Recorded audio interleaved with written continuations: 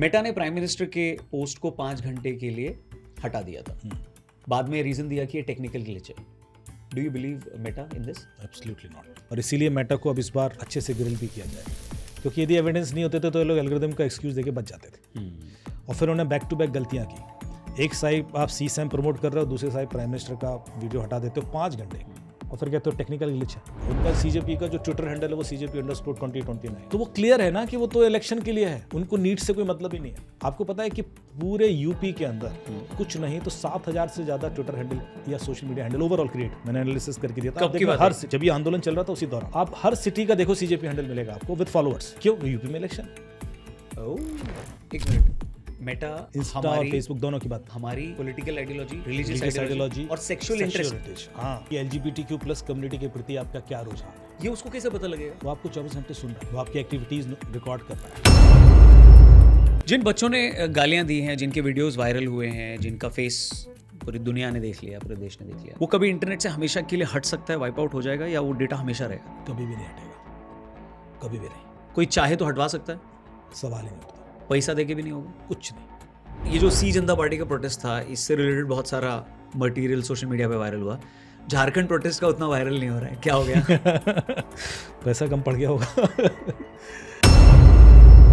सो किसी प्रोटेस्ट या public movement के डिजिटल फुटप्रिंट को देखकर ये पता लगाया जा सकता है कि वो ऑर्गेनिक था या फंडेड था? बड़े आराम से। सी जनता पार्टी का जो इंस्टा हैंडल है, जिसपे मिलियंस में फॉलोअर्स हैं, ये इसमें देश के बाहर से बहुत सारे फॉलोअर्स हैं, फेक भी हो सकते हैं, बॉट्स भी हो सकते हैं। कुछ रिसर्च आप लोगों ने किया कि क्या है ये तय है कि it was a well funded organized move. Oh, it was not at all organic, it was not at all. बाद में थोड़ा ऑर्गेनिक इसमें हुआ तो अच्छा खासा पैसा पंप किया गया। अच्छा जी।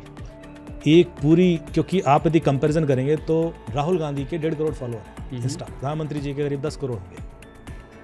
2.5 करोड़ फॉलोअर खड़े कर देना ऑर्गेनिकली पॉसिबल नहीं था। मेटा और गूगल जैसी बड़ी टेक कंपनीज को अपने एल्गोरिथम को पब्लिक करना चाहिए एटलीस्ट। तो आपको लगता है ये इतनी बड़ी कंपनियां एल्गोरिथम अपना शेयर करेंगी? आपको पता है रौनक, आप कितने भी B2 बॉम्बर्स बना लो, मिसाइल्स बना लो, ड्रोन्स बना लो, algorithm is the new weapon. वो कभी आपके संग शेयर नहीं करेंगे। लोगों को अब शक हो रहा है कि भाई मैं सोशल मीडिया को यूज कर रहा हूँ या सोशल मीडिया मुझे यूज कर रहा है। देखिए, साइबर स्पेस में एक बात हमेशा याद रखना कि you are not the customer, you are the product. ठीक है, और बेनिफिट कोई और ले रहा है। नमस्ते एंड वेलकम दोस्तों, आप देख रहे हैं द रौनक पॉडकास्ट। TRP के आज के एपिसोड में हमारे साथ हैं cyber security expert, author, entrepreneur, public speaker, researcher and internet पे OTT प्लेटफॉर्म्स पे सबसे ज़्यादा देखे जाने वाले web series Pritam and Pedro के पापा अमित दुबे जी। Thank you. पापा इसलिए बोला क्योंकि आप ही के बुक पे आधारित ये बिल्कुल अमेजिंग वेब सीरीज है। कांग्रेचुलेशंस भाई, थैंक यू सो मच। बहुत ही अमेजिंग है। इनफैक्ट पार्ट 2 भी आ रहा है इसका जल्दी। पार्ट 2 भी आ रहा है, हम लोग सीजन 2 पे काम कर रहे हैं। सीजन 2 पे, हाँ, तो इसके बारे में बात करेंगे। सीजन 2, 3, 4, 20, 30, 40 आए, लेकिन उससे पहले बात करते हैं उस खतरनाक बवाल की जो इस वक्त मचा हुआ है। मेटा को नोटिस गया, मेटा ने सॉरी भी बोला है, और प्राइम मिनिस्टर के पोस्ट को मेटा ने 5 घंटे के लिए हटा दिया था। उसकी रीच कम कर दिया, हटा दिया, इसको क्या बोले, ऐसे कुछ हुआ, सस्पेंड ही किया था वीडियो पूरा। हाँ। और फिर रीजन दिया कि टेक्निकल ग्लिच है। करेक्ट। सो मेटा पे आप भरोसा करते हैं उसके इस जवाब पे? आपको पता है कि मेटा पे यदि आप किसी का ऑडियो 10 सेकंड के लिए भी यूज़ कर लें तो आपको तुरंत वार्निंग आ जाती है कि ये IP वायलेशन है। Correct. और आपका वीडियो सस्पेंड हो जाएगा या रोक देंगे, या कोई भी वीडियो कंटेंट आप यूज़ कर लें, वो एक पूरा वेरीफाइड ट्विटर हैंडल से इतना बड़ा वीडियो, वो भी प्राइम मिनिस्टर का, जिसके कि इतने सबसे ज़्यादा फॉलोअर हैं, आप हटा देते हो और आप कहते हो टेक्निकल ग्लिच है। ये पॉसिबल है ही नहीं। टेक्नोलॉजी, AI इंसान से ज़्यादा इंटेलिजेंट होता है। हाँ, टेक्नोलॉजी वो गलती नहीं कर सकती। ये डेफिनेटली किसी ह्यूमन इन्वॉल्वमेंट के थ्रू ही हुआ है। कोई मैसेज देना चाहता है, कोई पोक करना चाहता है कोई गवर्नमेंट को। तो आप ये बोल रहे हो कि मेटा के अंदर ही सिस्टम में बिल्कुल, कोई बिल्कुल। इंडिविजुअल होगा या कुछ सेट ऑफ पीपल सेट होंगे ऑफ पीपल हैं, हाँ, जो जानबूझ के प्राइम मिनिस्टर के इस वीडियो को उन्होंने रोक दिया। ये और सिस्टम जनरेटेड नहीं था, मैनुअल। एग्जैक्टली। और आपको पता है कि आपको 1 घंटे के बाद ये चीज सबको पता थी कि वीडियो हट गया है। हाँ, इन्फॉर्मेशन भी चली गई थी। उसके बाद 5 घंटे बाद रिवोक हुआ है। क्यों? क्योंकि पोक तो करनी था ना। अच्छा, जबरदस्ती उंगली हो रही है। हाँ, जबरदस्ती उंगली करना। देखो, कुछ चीज़ें ऐसी होती हैं, जब पेगासस वाला मैटर हुआ और व्हाट्सएप पे मिस कॉल आती थी और फ़ोन हैक होता था, तो व्हाट्सएप कह रहा अरे हमें तो पता नहीं था, ऐसा भी होता है क्या? ये बच्चा बच्चा जानता है कि बिना व्हाट्सएप के इन्वॉल्वमेंट के हो ही नहीं सकता था। 3 साल से यदि कोई ये टूल बेच रहा है कि व्हाट्सएप पे मिस कॉल आएगा और उसकी कोई वल्नरेबिलिटी एक्सप्लॉइट हो रही, और व्हाट्सएप कर मुझे नहीं पता है, सिमिलरली इंस्टा कह दिए कह दे कि नहीं वो हमें नहीं पता था, तो कोई एआई के थ्रू हो गया, ऐसा नहीं होता। अच्छा, एक प्लेटफॉर्म कैसे डिसाइड करता है कि कौन सा कंटेंट दिखाना है और कौन सा कंटेंट कंट्रोल करना है? ये इतनी सोफिस्टिकेटेड एल्गोरिदम्स होती हैं, क्योंकि ये सबसे पहले तो आपको प्रोफाइल करती हैं। आप यदि इंस्टाग्राम क्या क्या डेटा कलेक्ट करता है आपका ये जानना चाहते हैं तो प्ले स्टोर पर जाएं और इंस्टाग्राम सर्च करें। डेटा सेफ्टी का जो ऑप्शन आता है प्ले स्टोर पर, जो कि गूगल का है, हाँ, उसके अंदर सी डिटेल्स करके एक ऑप्शन आएगा, उसको क्लिक करेंगे तो वो दिखाएगा आपको कि इंस्टाग्राम आपका क्या क्या डेटा कलेक्ट करता है। ठीक है। तो आपकी लोकेशंस, कॉन्टैक्ट लिस्ट, 24 घंटे सुनना आपको, ये तो सब चीज़ें होंगी कि मैं आपकी सारी ऑडियो सुनता है। उसमें जो सबसे खतरनाक चीज़ होगी वो ये कि मैं आपकी political ideology, religious ideology, sexual orientation भी कलेक्ट करता हूँ। एक मिनट, मेटा इंस्टा और फेसबुक दोनों की बात कर रहा हूँ मैं। हाँ, हमारी political ideology, religious religious ideology और सेक्सुअल ओरिएंटेशन, हाँ, सेक्सुअल ओरिएंटेशन, कि LGBTQ+ कम्युनिटी के प्रति आपका क्या रुझान है, ये उसको कैसे पता लगेगा? वो आपको 24 घंटे सुन रहा है, वो आपकी एक्टिविटीज़ रिकॉर्ड कर रहा है। तो अगर मैंने गे लोगों को या लेस्बियंस को कुछ बोल दिया तो बोल देगा कि भाई आप एंटी हो। हाँ, वो बिल्कुल उसको इस हद तक प्रोफाइलिंग करके बैठा है वो। अरे बाप रे। वही तो मैं कह रहा हूँ कि एक तरफ तो आप एआई इस हद तक इस्तेमाल कर रहे हो कि लोगों को एक्यूरेट पहचानते हो, और दूसरी तरफ आप एक टेक्निकल ग्लिच का बहाना बनाते हो कि अरे वो ऐसे हट गया।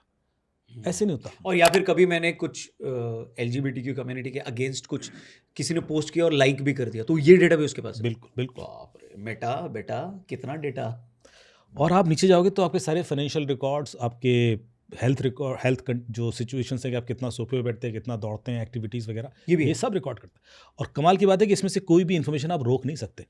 कोई ऐसा ऑप्शन नहीं है कि उसमें आप कहोगे डिसेबल कर दूँ मैं, ये पर्टिकुलर हटा दो, ऐसा कुछ नहीं कर सकते आप। तो कितना टोटल 70-80 डिटेल्स है? ऑलमोस्ट हाँ। तो आप कह रहे हैं 80 में से अगर मैं उसको कस्टमाइज करना चाहूँ कि भाई तू मेरा सेक्सुअल ओरिएंटेशन वाला डेटा मत ले, ऐसा नहीं कर सकते। या तो सब दो या मत दो। हाँ, और नहीं दोगे तो आगे बढ़ेगा ही नहीं, आप यूज ही नहीं कर पाओगे। ये तो पता ही नहीं होता लोगों को ये जा कैसे रहा है। ठीक है। क्योंकि आपको जो परमिशंस के ऑप्शन मिलते हैं वो camera, microphone, contact list, SMS वगैरह के मिलते हैं डिसेबल करने के, पर इस इन्फॉर्मेशन को डिसेबल करने का ऑप्शन ही नहीं है। तो आप ये कह रहे हो कि जब इतना सारा डेटा उसको मेरे बारे में पता है और मेरा पॉलिटिकल आइडियोलॉजी भी उसको पता है, तो वो जानबूझ के वैसा कंटेंट मुझे पुश करेगा जिससे मेरी ओपिनियन और स्ट्रांग होगी और मैं और स्ट्रांग भी होगी, वो चेंज भी कर सकता है।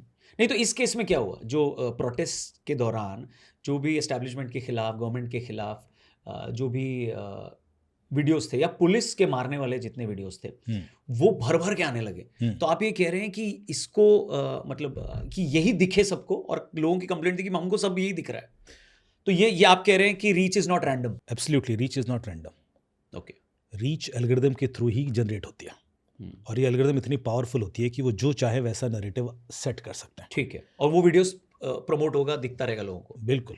आपको लगता है कि आप कंटेंट चूज कर रहे हैं, कंटेंट आपको चूज करता है। आपको क्या दिखाया जाएगा, कब दिखाया जाएगा, और फिर आपने कैसे रिएक्ट किया उस पर, उसके बेस पर अगला कंटेंट क्या दिखाया जाएगा, ये सारी चीज़ें इतने सोफिस्टिकेटेड तरीके से होती हैं कि आपको पता भी नहीं पड़ता कि आपके डिसीजन बदल चुके हैं या आपकी ओपिनियन बदल चुकी है। तो आप ये कह रहे हैं कि इसमें, अच्छा, एक एलिगेशन और शायद ये तो शायद साबित भी हो गया कि पैसे भी बहुत ज़्यादा स्पेंड किए गए एडवर्टीजमेंट पे और उन तरीके के कंटेंट को बूस्ट करने के लिए मेटा पे, जो कि मेटा ने शायद एक्सेप्ट भी किया है, जिससे कि एक तरीके का कंटेंट लोगों को दिखता रहे। तो ये पैसा भी स्पेंड किया गया, कौन स्पेंड किया? इतना पैसा इन्वेस्ट हुआ है, और ये तो एक एक्सपेरिमेंट के थ्रू भी हमने चेक किया कि कैसे नैरेटिव बनाया गया है। बहुत इंटरेस्टिंग एक्सपेरिमेंट किया, मैं आपको बताता हूँ। हम लोगों ने 150 ऐसे अकाउंट क्रिएट किए जो नए अकाउंट थे, ओके, एक ही एज ग्रुप के थे। ठीक है। उसके बाद उनको 4 कैटेगरी में तोड़ा, एक ही तरह के फ़ोन पर चलाया, एक ही OS का वर्जन रखा, 4 कैटेगरी में तोड़ा। उसमें से कुछ अकाउंट्स को एक साइड का नैरेटिव वाले फॉलो करवाए, ठीक है, जो भी न्यूज़ चैनल्स हैं या जो भी इन्फ्लुएंसर्स हैं। दूसरी कैटेगरी में दूसरे वाले लोगों को फॉलो करवाया, जो न्यूज़ चैनल्स हैं या इन्फ्लुएंसर्स हैं। तीसरी कैटेगरी में मिक्स्ड करा दिया, ठीक है, और एक चौथी कैटेगरी थी जिसको किसी कैटेगरी को फॉलो नहीं कराया, सिर्फ एंटरटेनमेंट, क्रिकेट और इस तरह का कराया। ठीक है, तो 4 set of audience, 4 set of audience create कर दी, ठीक है, जो सारे नए अकाउंट हैं, इससे पहले उन्होंने कुछ नहीं किया। हाँ हाँ, उसके बाद उसको रन कराया, स्क्रॉल कराया एक सिस्टमेटिक स्पीड पर, हम्म। सेम स्पीड पर। हम्म। फिर थोड़ी देर के बाद ऑब्जर्व करना शुरू किया कि उसको किस तरह के पोस्ट रिकमेंड हो रहे हैं, किस तरह के एडवर्टीजमेंट रिकमेंड हो रहे हैं, किस तरह के न्यूज़ रिकमेंड हो रहे हैं, और तब समझ में आया कि सबको एक ही तरह का रिकमेंड हो रहा है, जबकि सबका पॉलिटिकल आइडियोलॉजी अलग है, सबकी अलग है। ओरिएंटेशन अलग है, उस टाइम पर ये हालत थी। तो ये कब की बात है? ये सी जनता पार्टी का जो प्रोटेस्ट हुआ उस टाइम, सी जनता पार्टी के प्रोटेस्ट के टाइम की बात। तो हम लोग ने एक्सरसाइज किया कि क्या ऐसा हो रहा है, इसको प्रूव करने के लिए। सो 150 अकाउंट में तो ये प्रूव हुआ क्लियरली। जिस अकाउंट में हम जैसे राइट विंग को कुछ फॉलो कर रहे हैं, आधा घंटा 1 घंटे या मैक्सिमम 2 घंटे के बाद उसको दूसरे कंटेंट पुश होने लगे। तो सबको एक ही तरह का कंटेंट पुश हो रहा था, ये प्रूव एकदम से स्विच होना शुरू हुआ धीरे धीरे। और उसके बाद वो जो वायलेंट वीडियोस थे या जिसमें सरकार के अगेंस्ट वीडियोस दिखाए जा रहे थे, फेक कंटेंट जो प्रमोट हो रहा था, वो सब कुछ सबको पुश हो रहा था। तो ये कौन कर रहा था? ये एल्गोरिथम। तो एल्गोरिथम अपने से कर रहा है, उसको किसी ने ऐसा बनाया है? ये अपने से कुछ नहीं करते एल्गोरिथम कोई ना कोई तो उसको प्रॉम्प्ट कर रहा है, कोई ना कोई तो चाह रहा है कि ऐसा हो, या तो वो पैसे के बेस पे कर रहा है, या कोई पीछे से गाइड कर रहा है उसको, जो चाह रहा है कि इस देश में अस्थिरता फैले या देश के अगेंस्ट लोग खड़े हो जाएं। मतलब रियल टाइम आप लोगों ने टेस्ट भी कर लिया और ये प्रूव भी हो गया। बिल्कुल। और इसकी तभी रिपोर्ट तो गई। वो मैं आपको और दिखाता हूँ इसमें हमने क्या क्या और चेक किया। Spend same amount of time पर session, scroll at the same speed, like the same number of post, avoid commenting of sharing unless that is part of the experiment, keep activity schedules analytical. सब कुछ similar था। तो आप कोई भी ऐसा नहीं कह सकते हो कि फिर हमने जो कलेक्ट करना शुरू किया, रिकमेंडेड पोस्ट क्या क्या है, ट्रेंडिंग टॉपिक्स क्या क्या हैं, सजेस्टेड अकाउंट्स कौन कौन से हैं जो वो भी आते हैं, एडवर्टीजमेंट्स क्या क्या है, सर्च ऑटो कंप्लीट क्या क्या है, और नोटिफिकेशंस। फिर हमने क्या किया, डिफरेंट लैंग्वेजेस में किया, तेलुगु, तमिल, उधर जुरिडिक्शन लेकर कि यार उनको क्या पुश हो रहा है, वहाँ पे भी फिर सेम कंटेंट जा रहा था। फिर हमने इसको 2 वीक के लिए ऑब्जर्व किया था। फिर percentage of recommendations from each narrative वो हमने कलेक्ट किया कि कितना इसका पुश हुआ, कितना इसका पुश हुआ, time taken before recommendation shift. आपको यदि एक तरह का नैरेटिव शिफ्ट हो रहा है, दिखाया जा रहा है, और उसके बाद तुरंत कितनी देर के बाद वो दूसरे तरीके का पुश होने लगता है। Diversity of view point shown, whether accounts with identical behaviour receive systematically different recommendation. ये सारी चीज़ें प्रूव करती हैं कि आप कंटेंट चूज नहीं कर रहे थे, कंटेंट आपको चूज कर रहा था। सो अगर किसी प्लेटफॉर्म को बाद में अपनी मॉडरेशन या रिकमेंडेशन प्रोसेस पे क्लैरिफिकेशन देना पड़े या अपॉलॉजी देना पड़े, तो फिर फायदा क्या हुआ? मतलब क्या किया इतने टाइम तक, क्या सिस्टम बनाया मेटा ने भाई? क्या आप सॉरी बोल रहे हो या आप क्लैरिफिकेशन दे रहे हो? मुझे ऐसा लग रहा है कि ये जानबूझ के सॉरी बोल रहे हैं। वो चाहते थे कि ऐसा सिचुएशन क्रिएट हो, हाँ। फिर हमको बुलाओ, फिर हम सॉरी बोलेंगे, और उसके बाद हम अपने आप को तो क्लीन दिखाएंगे, लेकिन आपको हम पोक करते रहेंगे ताकि आप हमारे अगेंस्ट कुछ ना कुछ करो। तो सोल्यूशन क्या है? देखो, हम शांत भी नहीं रह सकते और हमें रेगुलेट भी करना है। हाँ। यदि हम इनको पोक करते हैं और कल के दिन बैन कर देते हैं, तो कुछ देश विरोधी ताकतें वो चाहती हैं कि हम नेपाल जैसी परिस्थिति में आ जाएं, कि वहाँ पे भी, नेपाल बांग्लादेश में भी इंटरनेट बैन हुआ था, सोशल मीडिया बैन हुआ, ये लोग सड़क पे आ गए, वो तो इंडिया में भी आप बैन करोगे, लोग सड़क पे आ जाएंगे। ओह, क्योंकि उन्होंने देख लिया कि 2.5 करोड़ लोग फॉलो करवाए हैं किसी तरीके से, तो यदि उसमें से एक सिग्निफिकेंट नंबर ऑफ लोग रियल हैं और उनकी मानसिकता उन्होंने इन्फ्लुएंस की है। आपको पता है कई सारे ऐसे बच्चों की मानसिकता बदल दी गई जिसके के पेरेंट्स दूसरे आइडियोलॉजी से हैं, या वो नेशनलिस्टिक हैं, या वो डिफेंस में, उनको तक चेंज किया गया। अरे वो छोड़ो, जो उनके पार्टी में है, पार्टी में, हाँ, उनको भी बीजेपी एमपीज और नेताओं के बच्चे भी आ गए। एग्जैक्टली। तो इसका मतलब है कि ये काम नहीं, बट आप इसमें सब एल्गोरिथम को थोड़ी बोल सकते हो यार, उनकी आइडियोलॉजी वैसी है, बच्चे को नहीं पसंद है बीजेपी। आपकी आइडियोलॉजी बनती कैसे है? वही तो बनती है जो आप देखते हो। पीयूष मिश्रा का ही एक वीडियो बड़ा वायरल हुआ था जिसमें उन्होंने कहा था कि जब मैं कॉलेज में पढ़ता था तो लेफ्टिस्ट था और मैं अपने माँ बाप को गालियाँ देता था, मैं ब्राह्मण था, मैं ब्राह्मणवाद के खिलाफ नारे लगाता था, और मुझे लेफ्ट ने पूरा चूज लिया और मुझे मजा आता था कि मैं तो बड़ा इंटेलेक्चुअल हूँ।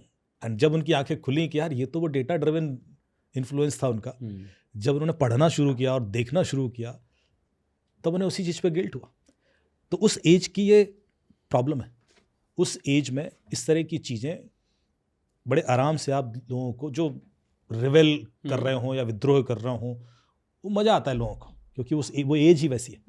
And I think that is one of the reason कि सोशल मीडिया का थोड़ा सा इन्फ्लुएंस, थोड़ा सा पब्लिक सेंटिमेंट्स, और वो कन्वर्ट हो जाता है। बट मुझे ये समझ में नहीं आ रहा है कि मेटा को अगर पता है कि कोई चीज़ फेक है, अगली है, या उस पर्टिकुलर देश के लिए या सोसाइटी के लिए सही नहीं है, तो तू पैसा लेके उसको प्रमोट कैसे कर रहा है भाई? वो तो जैसे accept फॉर कर रहे बच्चों हैं। की गाली वाली हाँ वीडियोस हाँ है, हाँ वो क्यों पुश कर रहा है? तू तो उसको कंट्रोल करना चाहिए ना भाई कि ये देखो जहां तक अब्यूजिव कंटेंट है, बुली कर रहा है, गाली दे रहे, ये तो आना ही नहीं चाहिए। वही तो मैं कह रहा हूँ कि फिर किस बात की एआई हाँ, के ऊपर रिस्पॉन्सिबिलिटी दे रहे हैं? यदि आपका एआई इतना भी फिल्टर नहीं कर पा रहा है, इतना तो चैट जीपीटी भी फिल्टर कर देता है यदि आप उससे पूछो तो फिर तो एआई तो नहीं फिर हुआ ना, फिर हाँ तो CAI हो गया। एग्जैक्टली आगे C लगाओ तुम्हारा। क्योंकि आप सीसैम कंटेंट प्रमोट कर रहे हो, करेक्ट। CSAM पूरा बताइए। Child sexual abusive material. हाँ, ये इतना सेंसिटिव सीवियर सिचुएशन है कि इस पे सीधे पॉक्सो लग जाता है, इसमें सीधे जेल हो जाएगी आपको यदि कोई भी व्यक्ति देख भी रहा है, ये शेयर कर रहा है। आपको पता है अभी उम्र कैद की सजा हुई 2 लोगों को एमपी में, बिकॉज उनके फ़ोन में वीडियोस मिले थे, सीसैम कंटेंट मिला था। एक और- कंटेंट मिलने से हो गया। हाँ, अरे बाप रे। तो आप एक व्यक्ति है अभी यूपी में कहीं अरेस्ट हुआ है जिसकी गूगल ड्राइव पर गूगल ने डिटेक्ट किया और पुलिस को इन्फॉर्म किया और उसके बाद उसको अरेस्ट किया गया। गूगल नहीं। उसकी गूगल ड्राइव में शेयर हो गया था, मतलब ये तो मोबाइल से डेटा सिंक होता है ना, हाँ, तो उसमें सीसैम कंटेंट शेयर हुआ था, तो गूगल ड्राइव में था, उसने किसी को शेयर नहीं किया। Probably he would have watched और डाउनलोडेड और समथिंग था तो जो who inform police? Google. Google ने इन्फॉर्म किया और उसको अलर्ट दिया कि भाई यहाँ पर सीसैम कंटेंट 95। तो एक तरफ तो टेक्नोलॉजी इस हद तक कॉन्शियस है कि 140 करोड़ लोगों में यदि 4 लोग सीसैम कंटेंट देख रहे हैं तो उनको उठा के जेल में बंद किया जा सकता है। करेक्ट। दूसरी तरफ इंस्टा ओपनली प्रमोट कर रहा है, कोई पैसा लगा रहा है तो बूस्ट भी हो रहा है। पैसा लगा रहा है तो बूस्ट है, तो फिर किस चीज़ का आप डिटेक्शन किए जा रहे हो? ये एक्सेप्टेबल नहीं है। एक्सेप्टेबल नहीं। इनफैक्ट एक केस में और शेयर करना चाहूँगा। सदगुरु जी हैं ईशा फाउंडेशन के संस्थापक, उनके रिलेटेड कि भाई उनको अरेस्ट किया जा रहा है, उनसे रिलेटेड जो फेक न्यूज़ है या मॉब फोटोज़ और वीडियोज़ को गूगल पे, यूट्यूब पे प्रमोट हो रहा है, मेटा पे प्रमोट हो रहा है कि उनको अरेस्ट कर लिया गया, जबकि अंदर कंटेंट कुछ और है, बट ऊपर जो पिक्चर दिख रही है वो दिख रही है, और वो प्रमोट भी कर रहा है, बूस्ट भी कर रहा है। दैट मीन्स किसी ने उस पर पैसे लगा के उसको ऊपर किया, जिससे परसेप्शन ये बने कि उनको गिरफ्तार कर लिया, अरेस्ट कर लिया गया। सो ये अगर ये फेक है तो तुम्हारा एआई पहचानना चाहिए, तो फिर बूस्ट करने का ऑप्शन ही नहीं होना चाहिए। एक तरफ तो ये आप दूसरे का, वही मैं जो स्टार्टिंग बोला था ना कि म्यूजिक भी 10 सेकंड का यूज़ करोगे तो आपको डिटेक्ट कर लेंगे, आप किसी का वीडियो भी डिटेक्ट करोगे तो आपको ब्लॉक भी कर सकते हैं, इस हद तक ऑथराइज हैं। और दूसरी तरफ आप एक व्यक्ति का पूरा फेक कंटेंट ही जनरेट कर रहे हो, फेक न्यूज़ बना रहे हो, इमेज पूरा एआई जनरेटेड है और उसको अलाउ कर रहे हो, उसको प्रमोट कर रहे हो, पैसे दे के उसको प्रोलिफरेट कर रहे हो, मतलब वायरल कर रहे हो उसको। हालत ये भी है। तो ये जो सदगुरु वाले वीडियोज़ या जो कंटेंट है मैंने बहुत देखे, ये इस मेटा पे भी बहुत वायरल हुए, ट्विटर पर गए हैं, ट्विटर पे वेरीफाइड हैंडल के थ्रू गए, बाप रे, आप सोचिए, और यूट्यूब पे पोस्ट आई है, जबकि इन तीनों के अंदर एआई डिटेक्शन कैपेबिलिटीज हैं। तो तुम तो खुद ही एआई फेक कंटेंट जनरेट कर रहे हो और वायरल कर रहे हो, उसके बाद आप सॉरी कह के पीछे हट जाओगे, और ये पैसा लेके ही कर रहे हो आप, पैसा लगे। यदि एक कैलकुलेशन भी किया जाएगा तो लाखों करोड़ों रुपए खर्चा हो रहा है इधर, और उसको आप कहाँ पे खर्चा हो रहा है? यूट्यूब प्रमोशन के लिए। ये कोई कंटेंट बिना पैसे के लिए थोड़ा ना प्रमोट हो जाएगा यूट्यूब पर। तो सदगुरु को डिफेम करने के लिए, डिफेम करने के लिए there is someone who is spending so much money to defame an individual, वो भी स्पिरिचुअल गुरु को। अब देखिए इससे किसको फायदा हो सकता है?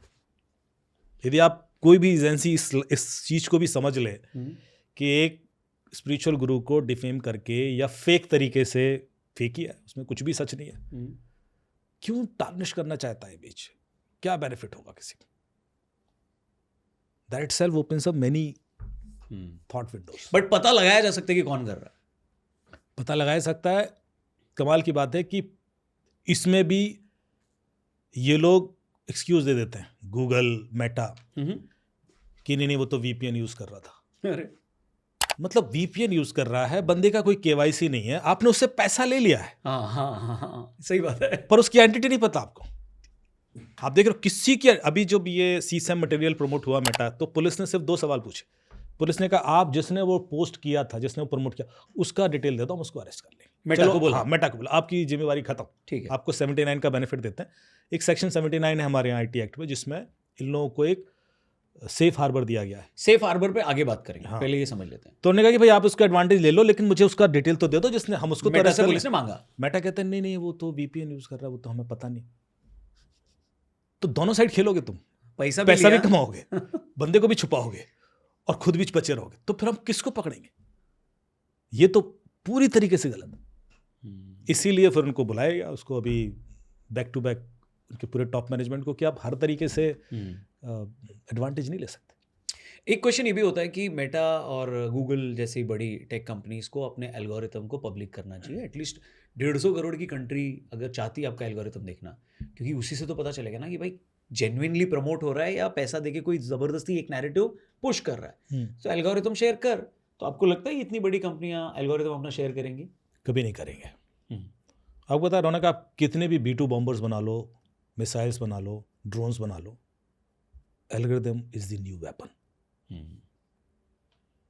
वो कभी आपके संग शेयर नहीं करेंगे। फिर मैनिपुलेट भी करेगा, पोक भी करेगा, जैसा अभी हो रहा है ये करता रहेगा वो। बिल्कुल करेगा। तो चाइना तो शाना निकला। चाइना भी शाना निकला, US भी शाना है। हम लोग क्योंकि एक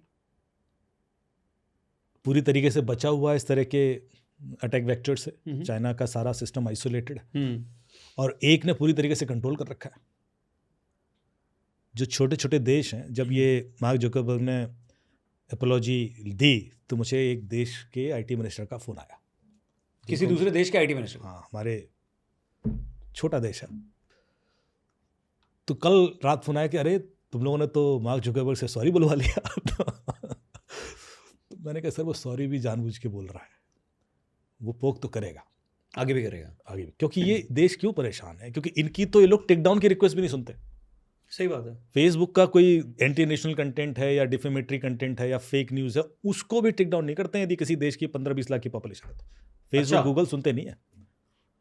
तो इनके अभी जब एक AI समिट हुआ तो सारे IT मिनिस्टर्स यहाँ थे, तो मेरा डिस्कशन हुआ, तो उन्होंने सारी प्रॉब्लम्स रखी मेरे सामने कि हमारी सिचुएशन तो ये है, ये तो देश से ज़्यादा बड़े हो चुके हैं, अब हम क्या करें। हमारे देश में तो तुरंत उस चीज़ का इम्पैक्ट होता है। एक टर्म बहुत पॉपुलर है, सेफ हार्बर, कि मेटा को एक सेफ हार्बर मिला है, अगर मेटा ने सॉरी नहीं बोला तो सेफ हार्बर का कंडीशन चला जाएगा। सो वो क्या है, वो एक्सप्लेन करिए प्लीज। IT एक्ट में एक सेक्शन 79 है जिसके तहत इन लोगों को एक सॉफ्ट लीवे दिया गया है कि आप लोग खुद कंटेंट जनरेट चूंकि नहीं करते हो, जैसे कि यदि आप न्यूज़ चैनल है, TV चैनल है, पब्लिशिंग इंडस्ट्री है, न्यूज़पेपर्स हैं, इन लोगों को लाइसेंस लेना पड़ता है, तभी ये पब्लिश कर सकते हैं या दिखा सकते हैं।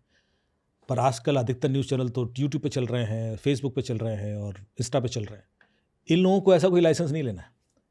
अब ऐसे में इनको एक पावर दी गई थी जिसका कि मिस यूज़ होता है कि आप चूँकि खुद कंटेंट जनरेट नहीं करते, आप एग्रीगेटर हैं, कंटेंट कोई दूसरा जनरेट कर रहा है, आप दिखा रहे हैं, तो आपकी कोई रिस्पॉन्सिबिलिटी नहीं है यदि उस कंटेंट में कोई गलत चीज़ है। ठीक है। और उस वजह से आपके कोई क्रिमिनल केस नहीं बनता। सेक्शन 79 है ये, इसको सेफ हार्बर बोला जाता है, जिसका कि एडवांटेज लेते हैं। ये मेटा को भी है, गूगल को भी है, सारे इंटरमीडिएट्स को है। ठीक है। लेकिन इसी सेफ हार्बर के बावजूद अब यदि ये पावर यूज़ कर रहे हैं कि हम इसको प्रमोट करेंगे, उसको नहीं करेंगे, तो फिर आप इन्फ्लुएंस कर रहे हैं ना लोगों को। सही बात है भाई यदि आप अनबायस तरीके से दिखा रहे होते तो मैं एक्सेप्ट कर लेता कि 79 का पावर इनको देना चाहिए, पर यहाँ तो आप दूसरे वाले को दबा ही देते हो और इसको ही प्रमोट करते हो। तो इसका मतलब है कि आप कंटेंट क्रिएट नहीं करते हुए भी बहुत कुछ कर रहे हो। सही बात है। तो फिर सेफ हार्बर वाला कैंसिल करना चाहिए। तो बेसिकली ये मेटा और गूगल यही कह रहे हैं कि भाई मैंने रेंट पे किसी को घर दिया और उस घर में बम बना रहा है, ठीक है, पर मुझे थोड़ी पता है उसने बम बना रहा है, लेकिन तेरे पास CCTV कैमरा है कि तू देख भी सकता है कि वो क्या बना रहा है, तो तुझे तब तो you are responsible for that, right? इन्होंने देखा कि वो बम बना रहा है, यही तो है ना, देख रहे हैं कि सीसम कंटेंट है, पर आप चुप हैं क्योंकि मैं नहीं बना रहा हूँ, वो बना रहा है। कल के दिन जब बम फट जाता तो कहता है आई एम सॉरी। आप पिछले 3 महीने से देख रहे थे कि वो बम बन रहा है आपके घर में, तब आपने कभी कोई मैसेज नहीं दिया, और आप उसके बाद फिर ये भी कहोगे कि मेरे पास KYC भी नहीं था उसका। दोनों चीज़ें बदमाशी है ना। सही बात है। तो अब से बम नहीं फटेगा। हाँ राइट। तो फिर तो उस हिसाब से मतलब फिर इसमें अकाउंटेबिलिटी वो लेने को तैयार नहीं है। करेक्ट। जैसी सरकार कहती है कि आप KYC कर लो, तो फिर प्रॉब्लम शुरू हो जाती है। बट उसको अकाउंटेबिलिटी लेनी चाहिए ना भाई। हाँ, कि भाई तेरे ही घर में बम बन रहा है, मतलब तुम्हारे ही, तुम ही मैनिपुलेट भी कर रहे हो और तुम ही एक्सेप्ट भी नहीं कर रहे हो। धर्मेंद्र प्रधान से ले लिया इस्तीफा, धर्मेंद्र प्रधान खुद थोड़ी पेपर लीक कर रहा था, उन्होंने अकाउंटेबिलिटी ली, तो फिर तुम भी लो। इधर नहीं लेंगे सर, ये नहीं लेंगे ना।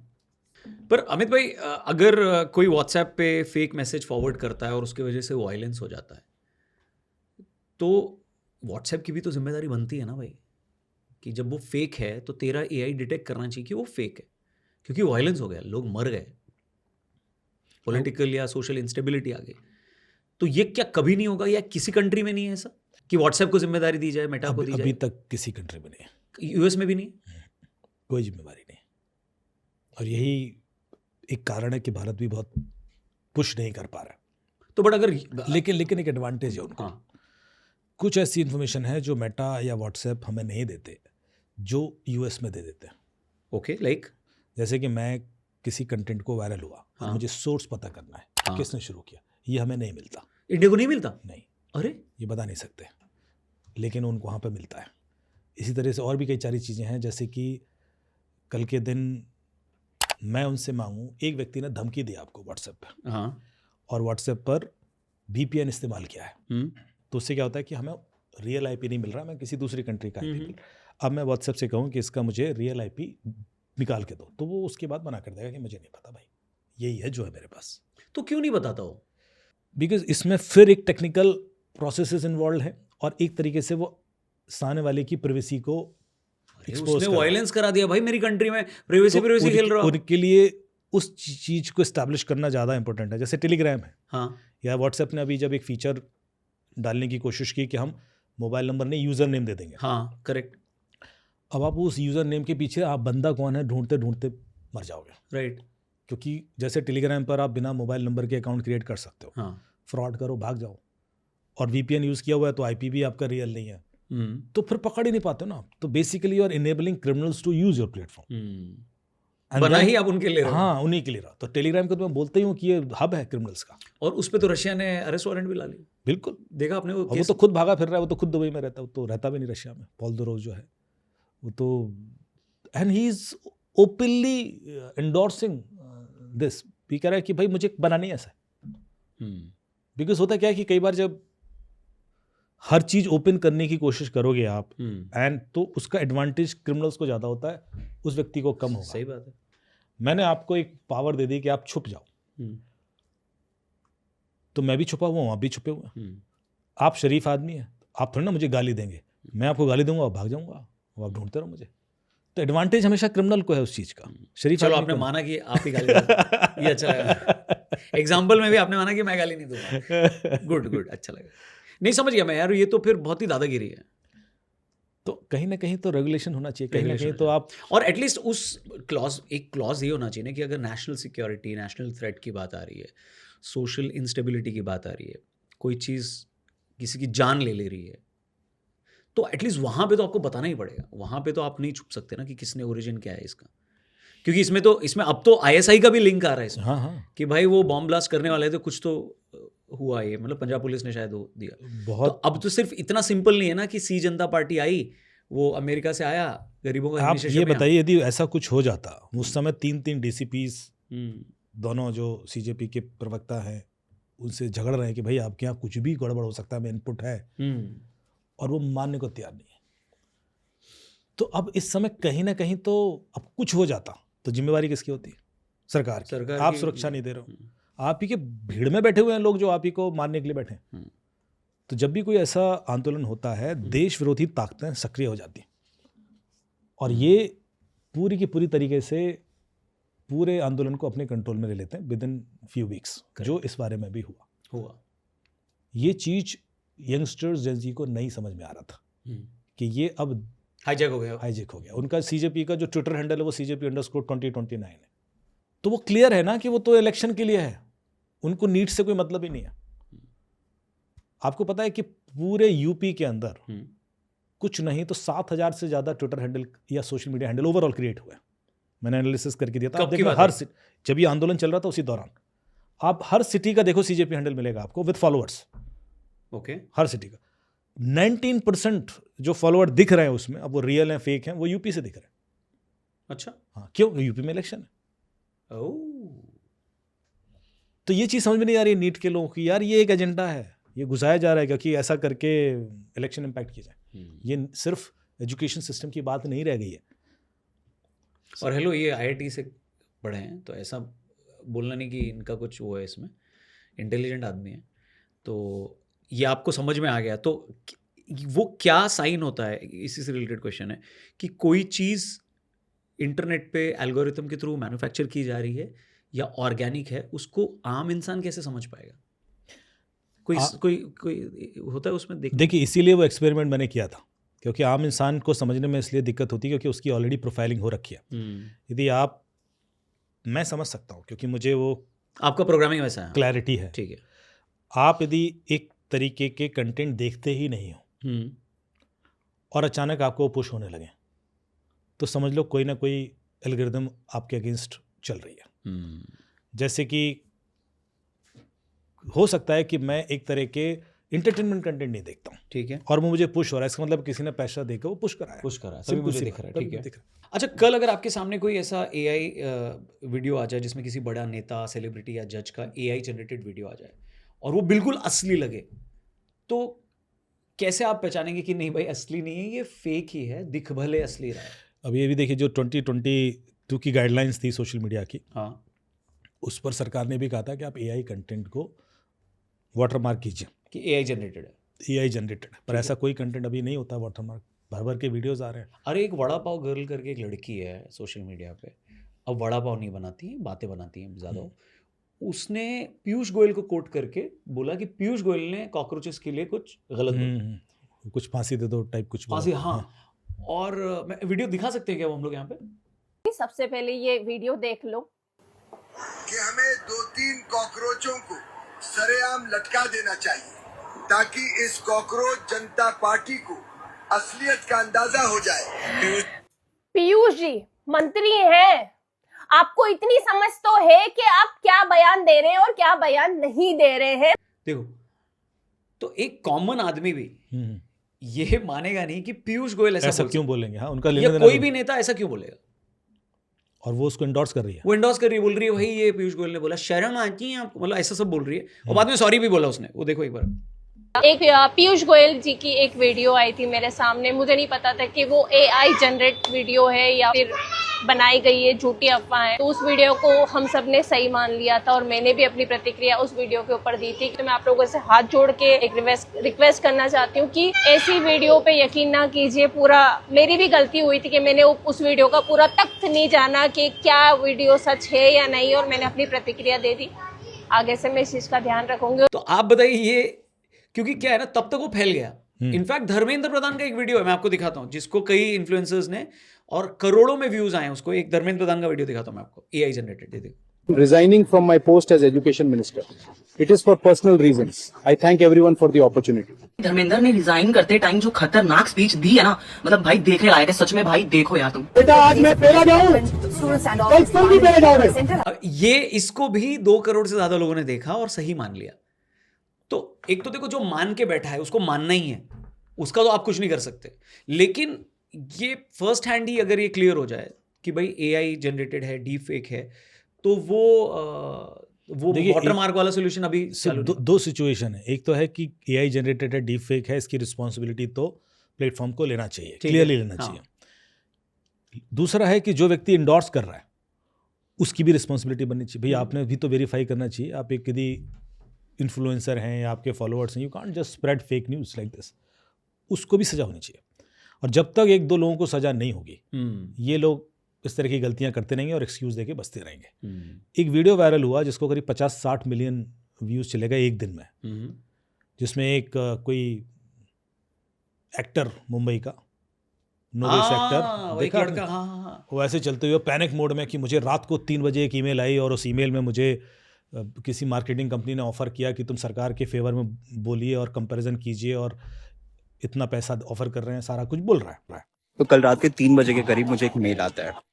उस मेल पे साफ साफ शब्दों में एक मीडिया एजेंसी मुझसे कह रही है कि हम एक पेड कैंपेन चला रहे हैं, पॉलिटिकल पेड कैंपेन चला रहे हैं, जिसके लिए हम आपको पे करेंगे 40,000 रुपीज, और उसमें आपको एज अ स्टूडेंट बन के बात करनी है, देश के मुद्दों पर बात करनी है, जो देश में स्टूडेंट प्रोटेस्ट चल रहा है उसको बहुत ही नेगेटिव वे में सारी चीजें बतानी है आपको, कि मुझे जो प्रेजेंट गवर्नमेंट है उसके लिए बहुत सारी तारीफें करनी है, उनके अचीवमेंट्स की बहुत ज्यादा तारीफें करनी है। और उसको बड़े बड़े इंस्टा इन्फ्लुएंसर्स ने शेयर किया और 5-6 crore so called experience journalist ने उसको शेयर किया कि सरकार ने पैसे दिए इसको, सरकार के फेवर में बोलने का, और सी जनता पार्टी के प्रोटेस्ट को जितने प्रोमिनेंट जर्नलिस्ट हैं सब ने उसको शेयर किया था। तो वो मैं कह रहा हूँ उनको भी तो सजा मिलनी चाहिए। आप वेरीफाई करेंगे नहीं ये चीज़ की ठीक है। कई सारे यंगस्टर्स हैं जिन्होंने दुनिया का वो कलर देखा ही नहीं, वो तो तुरंत फॉलो कर ले, हाँ देखो सरकार पैसा दे के ऐसा कर रही है। तो अभी जिस बंदे ने ओरिजिनली ये वीडियो बनाई उसके खिलाफ क्या एक्शन है? कोई एक्शन नहीं अभी। क्यों? एक तो हमारा लॉ कमज़ोर है, और दूसरा सरकार ये भी नहीं क्रिएट करना चाहती कि हम हर चीज़ को कर्व करने पर तुले हो। अरे कर्व नहीं है भाई। लेकिन मैं आपको पावर बता दूं, क्योंकि मैं नहीं, अभी कल को ये एक मिनट, अभी आप सेंट्रल गवर्नमेंट की बात कर रहे हो और मोदी की बात कर रहे हो। ये अगर कर्नाटक में होगा और कांग्रेस गवर्नमेंट का होगा तो ये प्रॉब्लम उनके लिए भी है। तो ये भस्मासुर है ब्रो, उसको जलाओ, वो आपको आगे काटेगा। देखिए, मेरी रिकमेंडेशन में से सरकार को होती है कि कम से कम कुछ तो ऐसे आपको एग्जाम्पल सेट करने पड़ेंगे, करेक्ट, जहां पर क्लियर कट सजा मिले। कानून में प्रावधान है, कानून का बताऊं, सेक्शन 353 जो है, statements conducing to public mischief, 3 साल की सजा का प्रावधान है। Criminal defamation applicable when false statements harm the reputation of an identifiable person और एंटिटी। तो पीयूष गोयल के केस में भी वही हुआ है, आपके प्रधान जी के केस में भी हुआ, और अभी तो मोदी जी के तो भर भर के इस तरह के वीडियो बने हुए हैं। सेक्शन 196 है promoting enmity between different groups, तो 356, 354 एंड 196 एप्लीकेबल क्लियरली हो जाता है। ये बीएनएस की बात, बीएनएस की बात है, और इसमें 3-3 साल की सजा का प्रावधान भी है।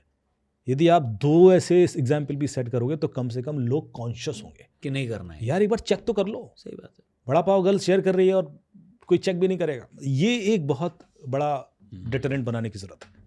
साइबर क्राइम इसको कैसे देखता है, ऐसी चीज़ों को जहाँ पे कोई आता है प्राइम मिनिस्टर को गाली दे देता है या किसी को भी ओपनली गाली दे रहा है, बुली कर रहा है, गंदी गंदी चीज़ें बोल रहा है, तो इसमें साइबर क्राइम का कोई रोल आता है इसमें कि भाई ये इस कैटेगरी में आता है, इनके अकाउंट को सस्पेंड कर दिया जाएगा या आगे से कभी इंटरनेट पे वीडियो नहीं बना पाएंगे, ऐसा कुछ है क्या? एक्चुअली सिर्फ गाली देने को तो डिफेमेशन ही माना जाएगा, ठीक है, पर उसके संग यदि उसने कुछ ऐसा फेक वीडियो या फेक इमेज, या जैसे कि सदगुरु के केस में हुआ एक AI जनरेटेड कंटेंट बनाया, तो उस पर डेफिनेटली केस हो जाएगा। ठीक है कि भाई ये तो आप miss use of cyber space है। जब miss use of cyber space with technology होगा तो सेक्शंस IT एक्ट के लागू हो जाएंगे। अगर सिर्फ वर्बल खुद का वीडियो बना के कुछ कहा जा रहा है तो उसकी ओपिनियन है, but he is doing defamation, तो उसके खिलाफ क्रिमिनल डिफेमेशन का केस बनेगा। ठीक है, वो तो उतना तो होगा, उसके लिए तो BNS में प्रावधान है। तो दोनों को थोड़ा अलग अलग तरीके से देखा जाना चाहिए। कई लोग क्या होते हैं कि छुपे रहते हैं लेकिन फेक कंटेंट पुश कर रहे होते हैं, सो दैट जो लोग रियल हैं उनकी ओपिनियन चेंज हो जाए। उस केस में साइबर स्पेस इन्वॉल्व होता है और उस केस में उनको ढूंढ के पनिश करना चाहिए। और देखो किसी को गाली देना है, अभी डॉक्टर आनंद रंगनाथन आए थे, बोले मैं तो उसको फ्रीडम ऑफ स्पीच का ही एक हिस्सा मानता हूँ कि आपको पसंद है, आपने गाली दे दी उसको, ठीक है, तो आप गाली दे दी, अब उसमें क्या है? तो गाली देने के लिए आपके घर में पुलिस नहीं आनी चाहिए, आपको शर्म आनी चाहिए, मतलब that is more important. Exactly. तो जब भी इस लड़की का केस हुआ जिसमें उसने प्रधानमंत्री मोदी जी को गाली दी और उनकी माँ को भी गाली दी, मुझे आश्चर्य इस चीज़ का हुआ कि सो कॉल्ड जर्नलिस्ट उसको सपोर्ट कर रहे हैं। नाम लेना उस जर्नलिस्ट का, जो CJP में इन्वॉल्व थे वो लोग सपोर्ट कर रहे हैं। मुझे समझ में नहीं आ रहा कि क्या कोई बाउंड्री उनके घर में भी है। मतलब आप किसी भी हद तक चले जाएंगे क्या, एंटी नेशनल हो जाएंगे? It's not about prime minister और any party, it's about your nation culture. उनका ये कहना है ना कि उनको भी तो गालियाँ पड़ी हैं अब तक, तो जब उनको गालियाँ पड़ रही थी तब आप लोग नहीं आए ये बोलने कि भाई उनको कमेंट सेक्शन में गालियाँ पड़ रही हैं, लोग उनको गाली देते हुए वीडियो बना रहे हैं। आज प्राइम मिनिस्टर को पड़ी तो अब सडनली आपको मोरालिटी याद आ गई। उनका लॉजिक ये है। नहीं तो उनको क्या गालियाँ पड़ी हैं? माँ बहन की गाली दी किसी ने? दी होगी शायद। इस समय एक वीडियो बना के एक लड़की सीधे प्राइम मिनिस्टर के बारे में बात कर रही है और आप इस चीज़ को डिफेंड कर रहे हो कि नहीं, वो 1000 लोग मेरे बारे में बोल रहे थे इसलिए मैं इसको भी सपोर्ट करूं। Is it logical? ना, ठीक है, फेयर इनफ। वो मतलब जो गलत है वो गलत है, वहाँ गलत आप मान रहे हो कि हाँ उधर गलत था, तो फिर ये भी तो गलत ही है। मतलब एल्गोरिथम इतना स्ट्रॉन्ग वेपन है कि बिना एक गोली चलाए आप पूरी कंट्री को डिस्टेबलाइज कर सकते हो। कर रहे हैं लोग, कई सारी कंट्रीज ऑलरेडी उस एल्गोरिथम के कंट्रोल में हैं, और कमाल की बात है कि वहाँ के लोगों को पता ही नहीं है। सो अगर हज़ारों अकाउंट्स एक साथ एक ही चीज़ पोस्ट कर रहे हैं तो ये नेचुरल ट्रेंड तो है नहीं, मतलब ये कहीं से तो इसको प्रोग्राम इसमें ये भी हम देखते हैं कि भाई जो पोस्ट कर रहे हैं उसमें सिमिलर पोस्ट कितने अकाउंट कर रहे हैं। ये सिमिलर पोस्ट जब आते हैं तो इसका मतलब ये इंडिविजुअल ओपिनियन नहीं है, it's more of a tool kit executed. तो आपने यूपी का एग्जाम्पल दिया कि क्योंकि अगले साल यूपी में चुनाव है तो सडनली हज़ारों ऐसे सोशल मीडिया अकाउंट्स बन गए हैं जो यूपी में ही बने हैं या उसके फॉलोअर्स यूपी के हैं। तो इसका सोर्स पता लगाया जा सकता है कि वो मेन पॉइंट कौन सा है जहाँ से ये सारा कम्युनिकेशन चालू हुआ, कि किसी ने सोचा होगा कि ऐसे हज़ारों अकाउंट्स बनाते हैं, उसमें ये लाखों फॉलोअर्स यूपी से ही आएंगे और फिर वो इतना लंबा हो गया। तो ओरिजिनल सोर्स पता लगाया जा सकता है? ये देखिए विद एक्सटर्नल एनालिसिस पता लगाया जा सकता है, हालांकि क्योंकि उसमें मेरा मैं कंप्लीट कर रहा हूँ कि क्योंकि उसमें ये प्रॉब्लम नहीं है कि आप एक पॉलिटिकल पार्टी बना रही है, बनाओ भाई, पॉलिटिक्स करना है, लेकिन अगर आप वो सी जनता पार्टी के अम्ब्रेला के नीचे बना रहे हो तो उससे ये दिखता है कि भाई आपको चेंज करना है पॉलिटिकल रिजीम, लेकिन आपने आड़ लिया है एक स्टूडेंट प्रोटेस्ट का। Correct, that is a problem, basically that is the problem, intent का प्रॉब्लम। तो जो स्टूडेंट है वो सोच रहे हैं ये हमारे लिए लड़ाई लड़ रहे हैं, जबकि उनका मकसद इलेक्शन जीतना है या एक पार्टी खड़ी करना है, जो खड़ी कर दी उन्होंने। उन्होंने इतने हर सिटी, यहाँ तक कि बाराबंकी से लेकर सीतापुर तक हर जगह सीजेपी का हैंडल है इस समय। ऐसे पहले यूपी का होता था, पुलिस का। यूपी पुलिस का। और एनालिसिस कहाँ तक हुआ है, हमने ये भी एनालिसिस किया कि उन हैंडल्स को फॉलो कौन कर रहा है, कितने गवर्नमेंट ऑफिसर्स फॉलो कर रहे हैं, कितने पुलिस ऑफिसर फॉलो कर रहे हैं, कितने प्रोमिनेंट ऐसे लोग हैं जो जर्नलिस्ट हैं वो फॉलो कर रहे हैं, ताकि हमें समझ में तो आए कि रियलिटी क्या है। Is it just a student protest और beyond that, and who is supporting it? तो उससे बहुत सारी रियल पिक्चर समझ में आ जाती है। जो लोग सोचते हैं कि सिर्फ एक फॉलो करने से ही क्या हो जाएगा, सिर्फ एक फॉलो करने से बहुत कुछ कन्वे होता है। एक डिबेट ये भी चल रही है कि सी जनता पार्टी का जो इंस्टा हैंडल है जिसपे मिलियंस में फॉलोअर्स हैं, ये इसमें देश के बाहर से बहुत सारे फॉलोअर्स हैं, फेक भी हो सकते हैं, बॉट्स भी हो सकते हैं।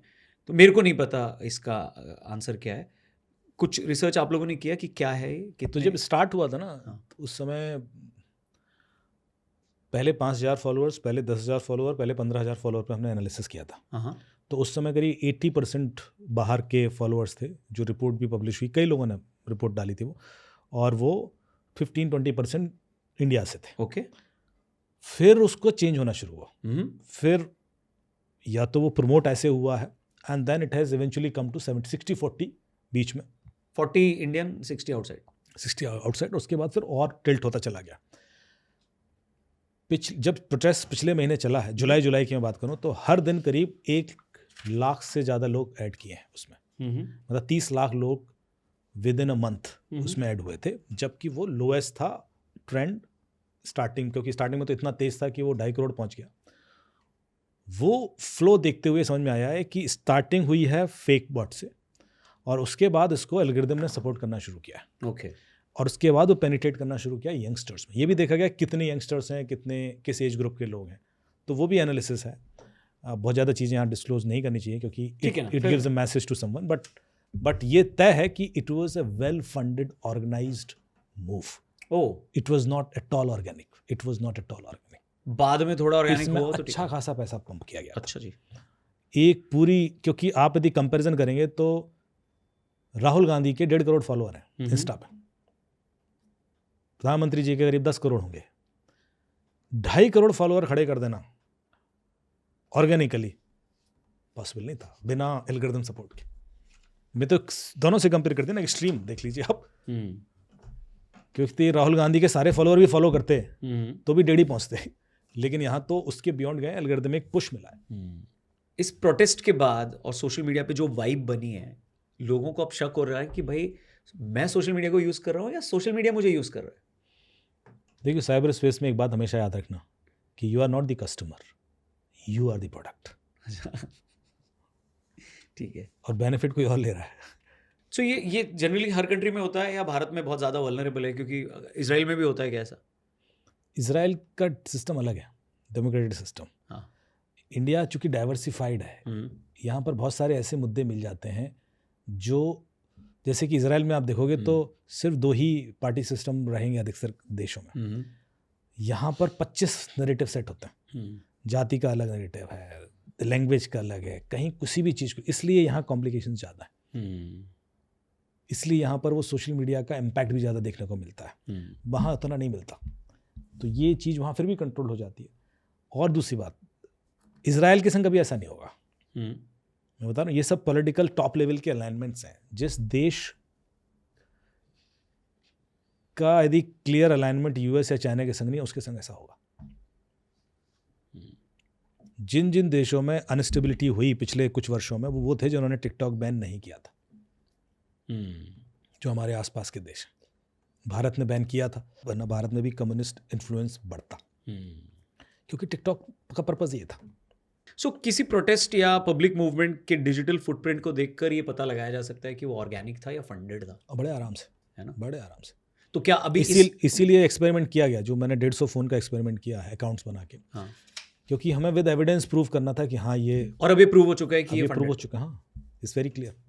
और इसीलिए मेटा को अब इस बार अच्छे से ग्रिल भी किया जाएगा, क्योंकि यदि एविडेंस नहीं होते थे तो ये लोग एल्गोरिथम का एक्सक्यूज देके बच जाते थे। और फिर उन्होंने बैक टू बैक गलतियाँ की। एक साइड आप CSAM प्रमोट कर रहे हो, दूसरे साइड प्राइम मिनिस्टर का वीडियो हटा देते हो 5 घंटे के लिए, और फिर कहते हो टेक्निकल ग्लिच है। यहाँ SLA हमारा किसी भी कंटेंट को हटाने का 24 क्या कहते हैं, वो कहते हैं मिनट या 25 मिनट है क्रिटिकल सिचुएशंस में, या रिवोक करने का। आप 5 घंटे एक्शन नहीं ले रहे हो, तो फिर तो आप पोक कर रहे हो सरकार को। बट यहाँ पे पता है अंधापन क्या है, प्रॉब्लम क्या है? वो ये है कि एक सेट ऑफ ऑडियंस या जनता इतनी ज़्यादा किसी के विरोध में है, चाहे वो इंडिविजुअल हो या पॉलिटिकल पार्टी हो या आइडियोलॉजी हो, कि वो फेक होते हुए भी उनको मज़ा आ रहा है कि भाई फेक है लेकिन फिर भी मैं इसको ही मानूंगा। जैसे हमने एग्जाम्पल दिया ना कि पीयूष गोयल के वीडियो को वड़ा पाव गर्ल ने जो किया, या धर्मेंद्र प्रधान के वीडियो को 2-2 करोड़ 3-3 करोड़ लोग देख रहे हैं, उस लड़के के वीडियो को 5-5 करोड़ देख रहे हैं, तो ये 5 करोड़ देखने वाले लोग मानना चाहते हैं ही नहीं, हाँ वो चाहते हैं कि ये सच है, ये सच है। तो इस तभी तो तो मैं ये कह रहा हूँ प्रॉब्लम कैसे सॉल्व करोगे आप? देखिए, सबसे खतरनाक बात ये नहीं है कि एक फेक वीडियो वायरल हो जाए, खतरनाक बात ये है कि एक रियल वीडियो वायरल हो रहा है और लोग उसे फेक समझ रहे हैं। ये ज़्यादा खतरनाक बात है। क्योंकि ये माइंडसेट का प्रॉब्लम हो गया ना कि मेरे को बिल्कुल। क्योंकि ये आदमी पसंद नहीं है, ये मेरे को इलेक्शन में मैं इसको हरा नहीं पा रहा हूँ, ये आदमी की आइडियोलॉजी पसंद नहीं है, इसका धर्म पसंद नहीं है, इसका पॉलिटिकल लीनिंग पसंद नहीं है, तो इससे रिलेटेड अगर फेक न्यूज़ भी आएगा तो भी मैं उसको मान लूंगा, क्योंकि वो मेरे कन्वीनियंस, मेरे नैरेटिव के लिए कन्वीनियंट सेट करता। तभी तो ये जो prominent verified millions of followers वाले जर्नलिस्ट हैं उसको पुश किए जा रहे हैं विद कॉन्फिडेंस, क्योंकि उनकी ऑडियंस तो देखेगी। हाँ, उनको इस बात से कोई लेना देना नहीं है कि एब्सोल्युटली झूठ है, उनको इस बात से कोई लेना देना नहीं कि यार ये कैसे कोई फांसी वाली बात कर सकता है पीयूष गोयल को लेकर, या ये तो थोड़ा कॉमन सेंस तो चेक करो। नहीं, उनका नैरेटिव सेट हो रहा है तो उसको पुश कर दो। फिर तो ये एंड ऑफ द डे ये नंबर गेम हो गया है ही कि अगर मेरे पास अंधे फॉलोअर्स इतने ज़्यादा हो जाते हैं इंटरनेट पे, तो मैं जो भी बोलूँगा उसको मान लेंगे। क्या टट्टी थिंकिंग है वे तुम्हारी। आप अपने सेल्फ नैरेटिव के जाल में इतना तक फंस चुके हो कि आप एंटी नेशनल हो जाते हो। ये बड़ा क्लेम है, आप एंटी नेशनल बोल देना आपको हो जाते हो बट एक पार्टी और एक प्राइम मिनिस्टर के खिलाफ बोलना एंटी नेशनल थोड़ी। अमित दुबे जी, जब इस देश में राइट शुरू हो जाएंगे ना बिकॉज ऑफ यू, और फिर आप सिचुएशंस को देखकर एडवांटेज लेने से अरे मैं तो सॉरी गलती से वीडियो डाल दिया, ऐसे नहीं कह सकते आप। You will have to be responsible. जब भी कुछ बोल रहे हो आप, फैक्ट्स हैं कि नहीं है। अच्छा, कई लोग कहते हैं कि मेरी जो सोशल मीडिया रीच है सडनली कम हो गई है, तो क्या इसमें शैडो बैन वाला एंगल भी देखते हो आप? है, यहाँ पर कई लोगों ने सिर्फ इस चीज़ को फंड किया कि कुछ सिलेक्टिव इन्फ्लुएंसर्स को बढ़ने मत दो। ठीक है। और ये लोगों ने पूरी तरीके से एक्सपीरियंस किया। मैंने बहुत लोगों से बात की है इस बारे में। मैं अपना एग्जांपल दे देता हूँ आपको। Please, Well, ये अनप्लान्ड ही था, ऐसा देखना मत। तो क्योंकि आपने बोला ये, क्योंकि क्वेश्चन बहुत कॉमन आता है इसलिए मैं बोला। मेरा 2019 में 2.03 मिलियन सब्सक्राइबर्स थे। एक और बहुत बड़ा इन्फ्लुएंसर हो गया अभी, उसके 2.32 मिलियन थे। मेरे पास स्क्रीनशॉट है उसका, चाहिए तो मैं दिखा दूंगा। अभी उसके 30 मिलियन के ऊपर सब्सक्राइबर्स, मेरे 5 मिलियन नहीं हुए। आपकी फंडिंग नहीं हुई ना। नहीं, बट मैं जेन्युइनली इसका आंसर चाहता हूँ, क्योंकि मेरा केस एक केस है, ऐसे बहुत सारे लोगों की कंप्लेंट आती है कि मुझे शैडो बैन किया है, मेरा बढ़ने नहीं दिए जा रहे हैं। तो क्या आपके क्वालिटी ऑफ कंटेंट का प्रॉब्लम है या आपको सही में? ये सिर्फ क्वालिटी से फर्क नहीं पड़ता। अच्छा, मैं आपको बताऊं कि बहुत सारी ऐसी चीज़ें हैं जो हो सकता है कि कुछ ऐसे लोग हैं जिनको आपके प्रमोट होने से प्रॉब्लम हो, as simple as that. But वो गूगल उसको क्यों मान रहा है, मेटा क्यों? क्योंकि उसको पैसा मिल रहा है, एज सिंपल एज दैट। हाँ, वो उसको प्रमोट करेगा आपको। या आप गूगल या मेटा को आइडियोलॉजी से भी प्रॉब्लम है? नहीं, आइडियोलॉजी से भी हो सकती है। देखिए, एक समय ऐसा था जब ट्विटर के अंदर जितने लोग थे सारे कम्युनिस्ट थे, हाँ। ओपनली था ये, ठीक है। गूगल में भी है, फिर इलॉन भाई आए, भरे पड़े। फिर इलॉन भाई आए, उन्होंने फिर गेम पलटना शुरू किया, लेट दैट सिंक इन। फिर हेड ऑन लिया गया। सेम गूगल के संग है, सेम है क्या कि मीडिया में जितने भी लोग हैं, ये मेरा अपना अनुभव है and I could be wrong, ठीक है। जितने भी Indian institute of mass communication से निकलते हैं लोग 60-70% कम्युनिस्ट होते हैं। ये वो मानते नहीं है पर ये फैक्ट है। वहाँ पे एजुकेशन सिस्टम जिस तरह का है, प्रोफेसर्स जैसे हैं वो होंगे ही, उनको भी नहीं पता होता है चीज। वी क्यों बन ऑल गया? हाँ वी पीयूष ऑल मिश्रा की तरह all are the product of the data. जैसा मुझे बचपन से ट्रेन किया जाएगा वैसे हम बन जाते हैं। सही बात है। अब जो एक कॉन्वेंट स्कूल में पढ़ा हुआ है वो कुछ भी कर ले, उसकी थॉट प्रोसेस में एक सॉफ्ट बैंड उन्होंने डाल दिया ठीक है। एक रिलीजन को लेकर। आप चाहे मानो या न मानो, वो होता है। है। जो मदरसे में पढ़ेगा उसका एक माइंडसेट बना दिया, वो आप नहीं बदल सकते उसको, चाहे आप कितना सच्चाई दिखाओगे, आंखें खोल दोगे, वो नहीं बदलेगा, क्योंकि वो 15 साल जो फीडिंग हुई है ना, वो बहुत खतरनाक होती है। तो शैडो बैन होता है। हाँ हाँ, तो अगर आपके सब्सक्राइबर्स नहीं बढ़ रहे हैं, आपके व्यूज़ ज़्यादा नहीं आ रहे हैं और आपकी growth digital media, social media पे उतना नहीं हो रही है, तो हो सकता है डेफिनेटली हो सकता है। कि शैडो बैन हुआ है। और वो तब तक ही होगा। हो सकता है कि आप यदि चाहें तो आप ऐसा कर सकते हैं, इसका भी एक्सपेरिमेंट किया जा सकता है कि आप एक नया हैंडल बनाएं और AI फेस बनाकर उसको दूसरे नैरेटिव के हिसाब से डालना शुरू करें। आप देखो ना, उसका ग्रोथ फास्ट हो जाए। अच्छा, वो ये मैंने देखा भी है कि कई लोग ना पलटी मारे, उनकी ग्रोथ जबरदस्त हो रही है। प्रेशर में देखो होता है। अब व्यक्ति गंगा में हर आदमी को पैसा कमाना है तो मार दो पलटी। यार पैसे पे आ जाती है ना बात, तो गंदा हो जाता है यार। मतलब और ये, बट आप ये बोल रहे हो कि शैडो बैन को अगर अनबैन करना है यानी अंडू करना है, तो पैसा लगाओ, सेट हो जाएगा। करेक्ट। हाँ ठीक है। Either you push heavy money, ठीक है, और यू चेंज योर नैरेटिव। देखिए एक कॉमन क्वेश्चन है कि अगर दो लोग एक ही टाइम पर एक ही प्लेटफॉर्म खोलते हैं तो दोनों को अलग दुनिया दिखती है, भले वो एक ही जोग्राफिकल लोकेशन में हो, एक ही घर में हो, ठीक है, एक ही IP के अंडर में हो, तो ये कैसे होता है? रौनक भाई, हर आदमी का ना अपना इंटरनेट होता है। अच्छा, हाँ। अलग इंटरनेट, उसकी अपनी दुनिया होती है, और वही उसका डिजिटल DNA है। The way I use internet, the way you use internet, the way he uses internet is entirely different. और इसी चीज को चेंज करने के लिए एल्गोरिथम है। नैसर्गिक तरीके से आपकी एक थॉट प्रोसेस है, उस हिसाब से आपको कंटेंट आना चाहिए। नैसर्गिक मतलब नेचुरल प्रोसेस। नैसर्गिक, ठीक। लेकिन जैसे ही एक एल्गोरिथम उस चीज़ को कंट्रोल करने लगती है, तो आप कितना भी किसी चीज़ के प्रति विश्वास रखते हो वो बदल जाएगा, because we all are the product of the data. Cambridge Analytica यही करती थी और उसने अचीव किया। कैसा होगा आपका बेटा डिपेंड्स ऑन द डेटा। तो जैसे अगर आपकी गर्लफ्रेंड से लड़ाई होती है और शाम तक आपको सेपरेशन के, तलाक के, मोटिवेशन के सिचुएशन तक पहुंचा देते हैं। ठुकरा के मेरा प्यार, मेरा इंतकाम देखेगी, ऐसे रील्स आने लगते हैं। वो ऐसे क्राइम पेट्रोल के वीडियो दिखाएंगे जहां बीवियां धोखे दे रही हैं या लोहा से फेंका जा रहा है लोगों को, वही आएगा आपको सामने। क्या आपको लगेगा सब कुछ ये सारी बुराइयां मेरी पार्टनर में है? सो एल्गोरिथम का असली ऑब्जेक्टिव क्या होता है? ट्रूथ दिखाना या अटेंशन रोकना? ट्रुथ दिखाना तो बिल्कुल नहीं होता। देखो एल्गोरिथम का ट्रुथ दिखाएंगे तो खत्म, टाटा गुड बाय गया। एल्गोरिथम जिस तरीके से एल्गोरिथम यूज तो कोई इंसान ही कर रहा है ना पीछे बैठ के, वो उसको पैसा कहाँ मिलेगा, एंगेजमेंट इकोनॉमिक्स, उसको कैसे एंगेज करना है लोगों को, क्या उनके नैरेटिव्स बदलने हैं, ये सारा एल्गोरिथम के थ्रू अचीव कर सकता है। सो attention is the new currency. Attention is the new currency. आपको लग रहा होगा ऑयल, डॉलर, बिटकॉइन ये अब करेंसी नहीं रहे। Attention is the new currency. Protest के टाइम बताया जा रहा था कि दिल्ली पुलिस का फेस रिकग्निशन का कुछ एक सिस्टम भी चल रहा था वहाँ पे, जो थोबड़ा पहचान ले रहा था कि भाई ये आदमी ऐसा है। ये क्या है, क्या सिस्टम है? देखिए हमारे पास एक सिस्टम है जो इंडिया के जितने लोग हैं उन सबका डेटा स्टोर करके रखता है, उसको बोलते हैं नेट ग्रिड। Net grid? हाँ जी, ये स्टार्ट हुआ था मनमोहन सिंह के टाइम पर, कांग्रेस ने चालू किया था। कांग्रेस ने चालू किया था, और यूज बीजेपी कर रही है। हाँ मतलब वो तो सरकार के पास ही है database. You are very smart bro friends. और मैं उस व्यक्ति का नाम बोल रहा हूँ, ही वाज फ्रॉम आर्मी, जिसने ये प्रपोज किया था, Raghu, captain Raghu. Okay, captain Raghu has started it. So इसमें कोई एज लिमिट है कि कितने लोगों का? नहीं, सबका हर डेटा जाएगा, बालक बच्चों का भी, सब फाइनेंशियल आधार से लेकर हर चीज़ होगी उसमें। And that is a very powerful way of predicting the impact of any such thing in future because of people. उसके बहुत सारे एडवांटेज डेफिनेटली हैं, किसी का भी पूरी कुंडली खोल के देख सकते हो। ये चीज़ हर देश में होती है। जो सोशल सिक्योरिटी नंबर होता है उनका, ठीक है। वो उसी चीज़ से लिंक करके सारा डेटा हर व्यक्ति का रखते भी हैं। जी।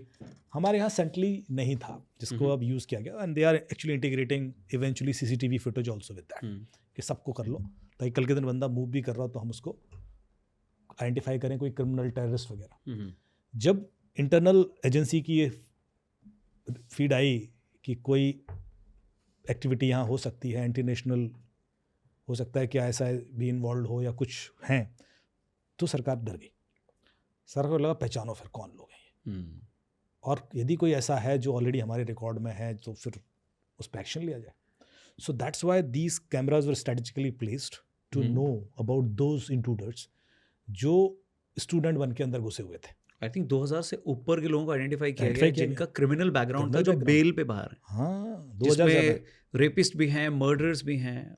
तो इतने लोग यदि अंदर घुसे हुए, सोचिए, और कल के दिन अंदर कोई क्राइम ही हो जाए तो इम्पैक्ट तो सरकार को ही पड़ना है ना। गालियाँ तो वही खाएगी तुमने कराया है, लेकिन सरकार को गालियाँ खिलाने के लिए कोई दूसरा है जिसको एडवांटेज मिल रहा है उसका, वो घुसा रहा है उन लोगों को वहाँ पे। यही चीज़, अच्छा, ये तो यहाँ पर बड़े सोफिस्टिकेटेड तरीके से हो रहा है। यूएस में एक प्रोटेस्ट हुआ ट्रम्प के अगेंस्ट, तो उसने तो गूगल को ठेका दे दिया था कि जितने ये लोग हैं प्रोटेस्ट में, सबकी फ़ोटो लो, क्योंकि वहाँ तो सीसीटीवी कवरेज वैसी है, मतलब इसको गूगल एआई के थ्रू प्रोसेस करो और उनकी कंपनीज को नोटिस भेज दो कि यहाँ आया था, यहाँ आया था, इसको हटाओ, प्रोटेस्ट अगले दिन बंद। बंद ये हो गया? ऑफिशियल, हाँ, ये ऑफिशियली हुआ। उसके बाद उस टेक्नोलॉजी के खिलाफ भी काफ़ी लोग आए कि भाई ऐसे मत मिसयूज़ मत करो, ये तो गलत है, लेकिन करने वाला वैसे भी करता है। ये आपने एक वो दे दिया अभी तो। और ये सब ऑटोमेटिक हुआ, मतलब इसमें कोई ह्यूमन इंटरवेंशन, मैं भी कह रहा हूँ कि टेक्नोलॉजी तो एक फोटो खींचा, हाँ। आइडेंटिफिकेशन हुआ, तक सोशल डिटेल आई, सिक्योरिटी नंबर कंपनी को मिलेगा कि भैया इस प्रोटेस्ट में है, ये छुट्टी लेके गया है। यार ये गलत है यार, ब्लैकमेल है। फिर तो आदमी अपना डेमोक्रेटिक राइट ही यूज नहीं करेगा, उसको पता है कंपनी निकाल देगी। कंपनी पर देखो, कॉर्पोरेट हाउसेस पे तो प्रेशर होता ही है ना। पर मैं कह रहा हूँ कि लोग कहाँ तक जाते हैं, हमने तो नहीं, हम तो क्रिमिनल ढूंढ रहे थे। गलत है यार, ये सही नहीं है। हमने तो सिर्फ क्रिमिनल ढूंढने के लिए फोटो ली तो लोगों को दिक्कत आ गई। यहाँ तो नोटिस भिजवा दिए थे। तो आप ये कह रहे हैं कि अगर हम भी उस कैमरा के रडार में आएंगे तो हमारी कुंडली आ जाएगी पुलिस के पास? बिल्कुल बिल्कुल। ओए, इसलिए लाइफ में ऐसा काम करो कि आप टीवी पे आओ, सीसीटीवी पे नहीं। है कि नहीं? एमएमएस ना बने आपका। हाँ, आप पे लोग वीडियोस बनाएं, आपकी एमएमएस लीक ना हो। दिल्ली पुलिस को कोई ऐसा इंटेल था क्या, इनपुट था क्या उनके साइबर विंग को कि कुछ गड़बड़ हो रही है इस प्रोटेस्ट से जुड़ी? कुछ आप लोग थे क्या, क्या था? आपने देखा होगा वीडियोस में, जहाँ पर जो डीसीपी सचिन शर्मा हैं, जो और भी डीसीपीज थे, वो समझाने की कोशिश कर रहे हैं कि हमें इंटेल है कि अंदर आपके लोग घुस चुके हैं जो गड़बड़ कर सकते हैं, तो कोई आपने वेरिफिकेशन सिस्टम लगा रखा है कि कोई भी आके कुछ भी करेगा अंदर, कल के दिन कुछ हो गया तो। लेकिन वो सुनने को तैयार नहीं थे, कोई सुनने को तैयार नहीं। कौन? जो ऑर्गेनाइजर्स थे सीजेपी के, जो प्रवक्ता थे, वो वीडियोस भी वायरल हुए कि वो समझा भी रहे हैं, और वो पैनिक है, वो कह रहे हैं आप समझ नहीं रहे, कुछ भी हो सकता है। उनको लग रहा है कि ये सरकार ऐसा कहलवा रही है इनसे, बिकॉज वो हमारा आंदोलन रुकवाना चाह रहे हैं। तो कई बार क्या होता है कि, और हुआ भी, आपने देखा होगा कि वो जब वायलेंट हुआ, चीज़ें तोड़ फोड़ करने लगे लोग, ये नॉर्मल जो शांति प्रदर्शक होते हैं वो नहीं करते हैं। वो उसमें जो वो लोग शामिल होते हैं जो ऐसा करवाना चाहते हैं कि पुलिस लाठी चलाए, प्रोवोक करो, और पुलिस लाठी चलाएगी तो वीडियो बनेंगे, और उसमें एक दो लड़कियों को भी कुछ हो गया तो फिर तो वो इमोशनल इम्पैक्ट बनेगा। ये करने के लिए वो लोग ऐसा करते हैं, चिल्लाना, दो चार नारेबाजी, कुछ ऐसी करना, और उसके बाद भड़का देना। Quick answers only. Crime scene पे पुलिस फिंगरप्रिंट्स ढूंढती है, साइबर क्राइम में सबसे पहला फिंगरप्रिंट क्या होता है? आजकल तो हम सब चैट जीपीटी से पूछते हैं कि व्यक्ति कैसा है। आपका जो डिजिटल डीएनए, हाँ, डिजिटल फिंगरप्रिंट, वो सबसे ज़्यादा इन्फॉर्मेशन रखता है। तो पहला पॉइंट क्या होता है? आपका फ़ोन या आपके लैपटॉप से डिजिटल डीएनए निकालना आपका, किसी का भी निकल सकता है? किसका भी निकलता है। कब मैंने क्या, कौन सी चीज़ कितनी देखी है, और शेयर की है। कमाल की बात यह है कि वो आपके फ़ोन में भी नहीं होती, वो क्लाउड पे होती है। तो आप फ़ोन बदलते रहें, फ़ोन तोड़ दें, फ़ोन फॉर्मेट कर दें, डेटा कहीं नहीं जाएगा। जैसे उरी मूवी में दिखाया ना, अजय डोभाल जी का रोल परेश रावल ने किया, एक फ़ोन करने के बाद फ़ोन तोड़ देते थे। अब कोई फ़ायदा नहीं है। वो पहले था, लेकिन अब तो आपका डिजिटली इतना सेंट्रलाइज्ड हो गया है मामला। फ़ोन भले तोड़ दो, तुम्हारी तोड़ी जाएगी बिल्कुल अगर तुमने कोई गलत काम किया है तो। True. जब कोई हैकर VPN यूज़ करता है तो या फेक आइडेंटिटीज़ यूज़ करता है तो भी साइबर पुलिस उस तक पहुंच सकती है। अभी पिछले 4 साल से जितने केसेस सॉल्व कर रही है पुलिस, हर क्रिमिनल VPN यूज़ कर रहा है और पकड़ा जा रहा है। और पकड़ा जा रहा है। इनफैक्ट साइबर क्राइम का ना मैंने कल ही आपको एक आर्टिकल भेजा था जहाँ पे 2025 का डेटा आया फ्रेंड्स। सॉरी मैं फ़ोन में देख रहा हूँ, फ़ोन मेरा एयरप्लेन मोड पे था। और वो भी पूछ लेते हैं क्योंकि इसमें 1 लाख से ज़्यादा, मैं एक बार प्रॉपरली पढ़ लेता हूँ उसको, क्या था वो। Over 1 lakh senior citizens and 4.63 lakh women lodged financial cyber fraud complaints amounting to rupees 7,769 crores in 2025। Government का सोर्स कह रहा है। तो ये कम हो गया, ज़्यादा हो गया, बढ़ रहा है, क्या है? नहीं, डेफिनेटली बढ़ ही रहा है।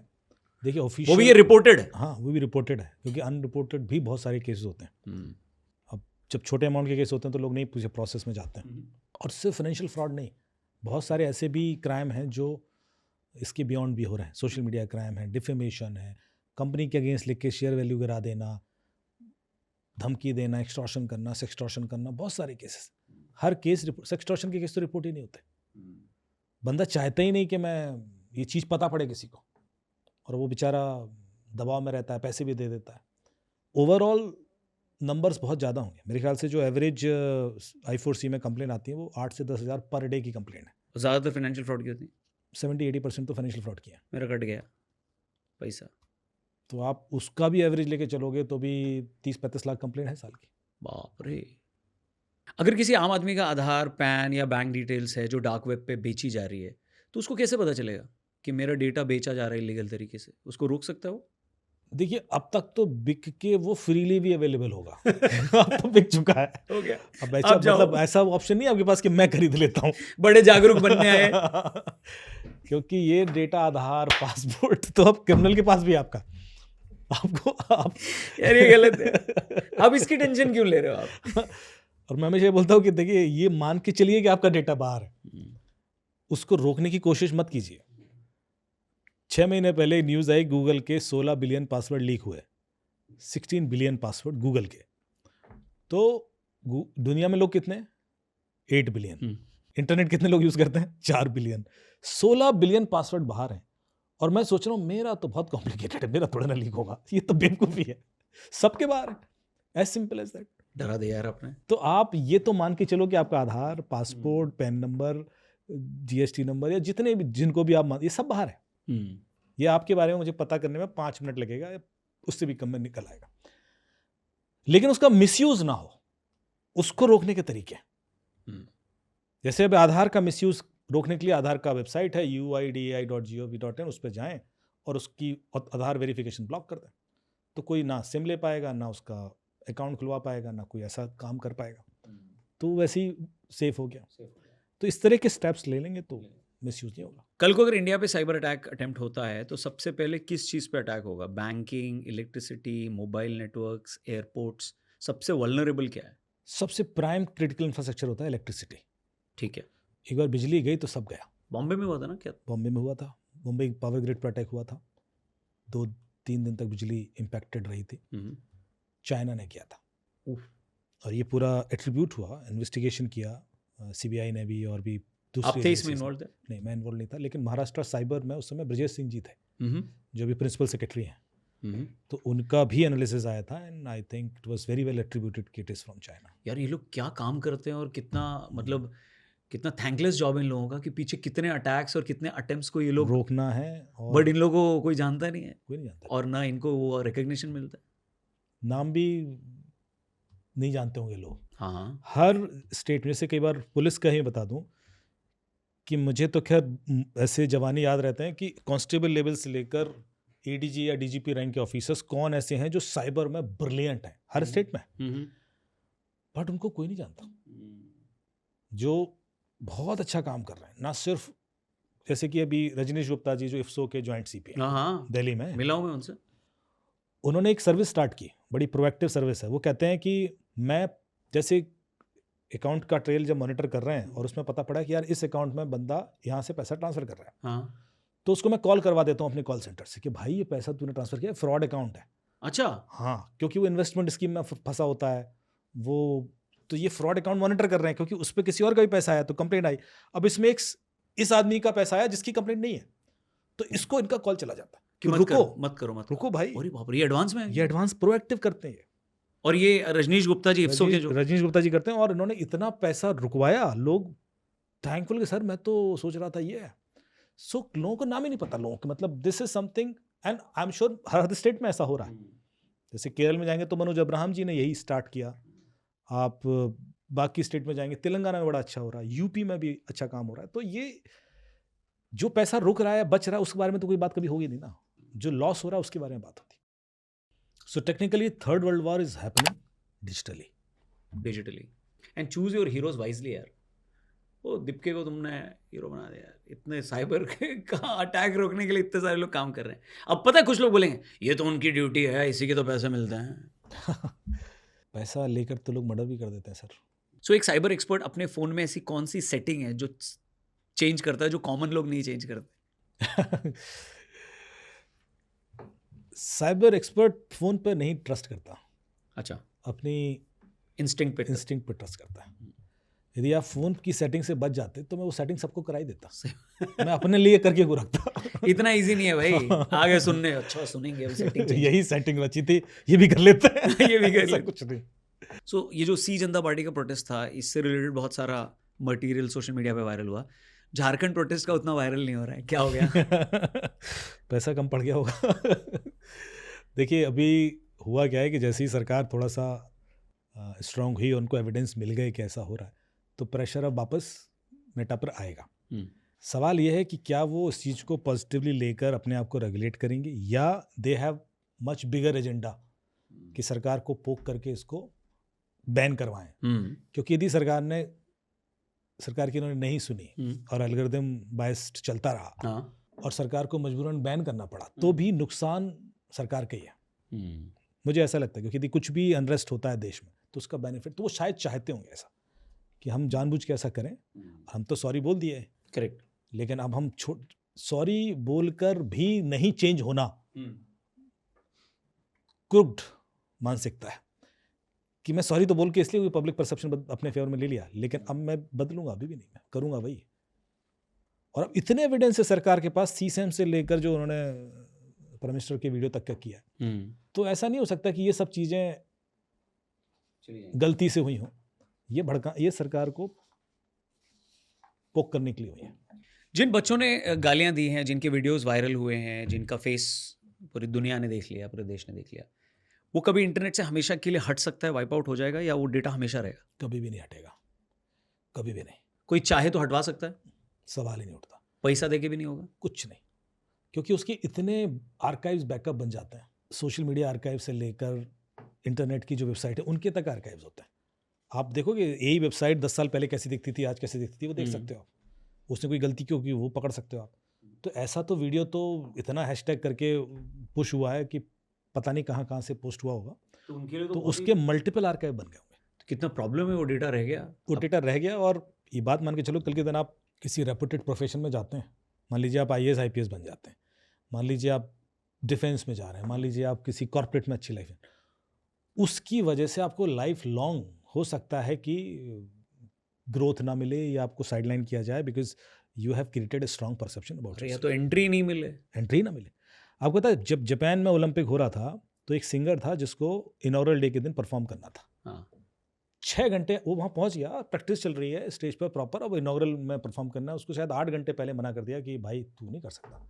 के बाद वो बंदा खत्म हो गया, मतलब उसका एक ऐसा, जब क्यों मना किया था उसको? क्योंकि उसने 15 साल पहले फेसबुक पर किसी वीडियो में बोल दिया था कि मैं स्कूल्स में बच्चों को बुली करता था, और हंसते हुए बोला था।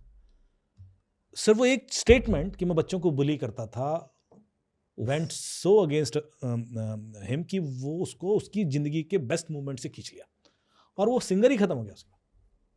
एक इतनी सी गलती आपकी नहीं भूलते लोग।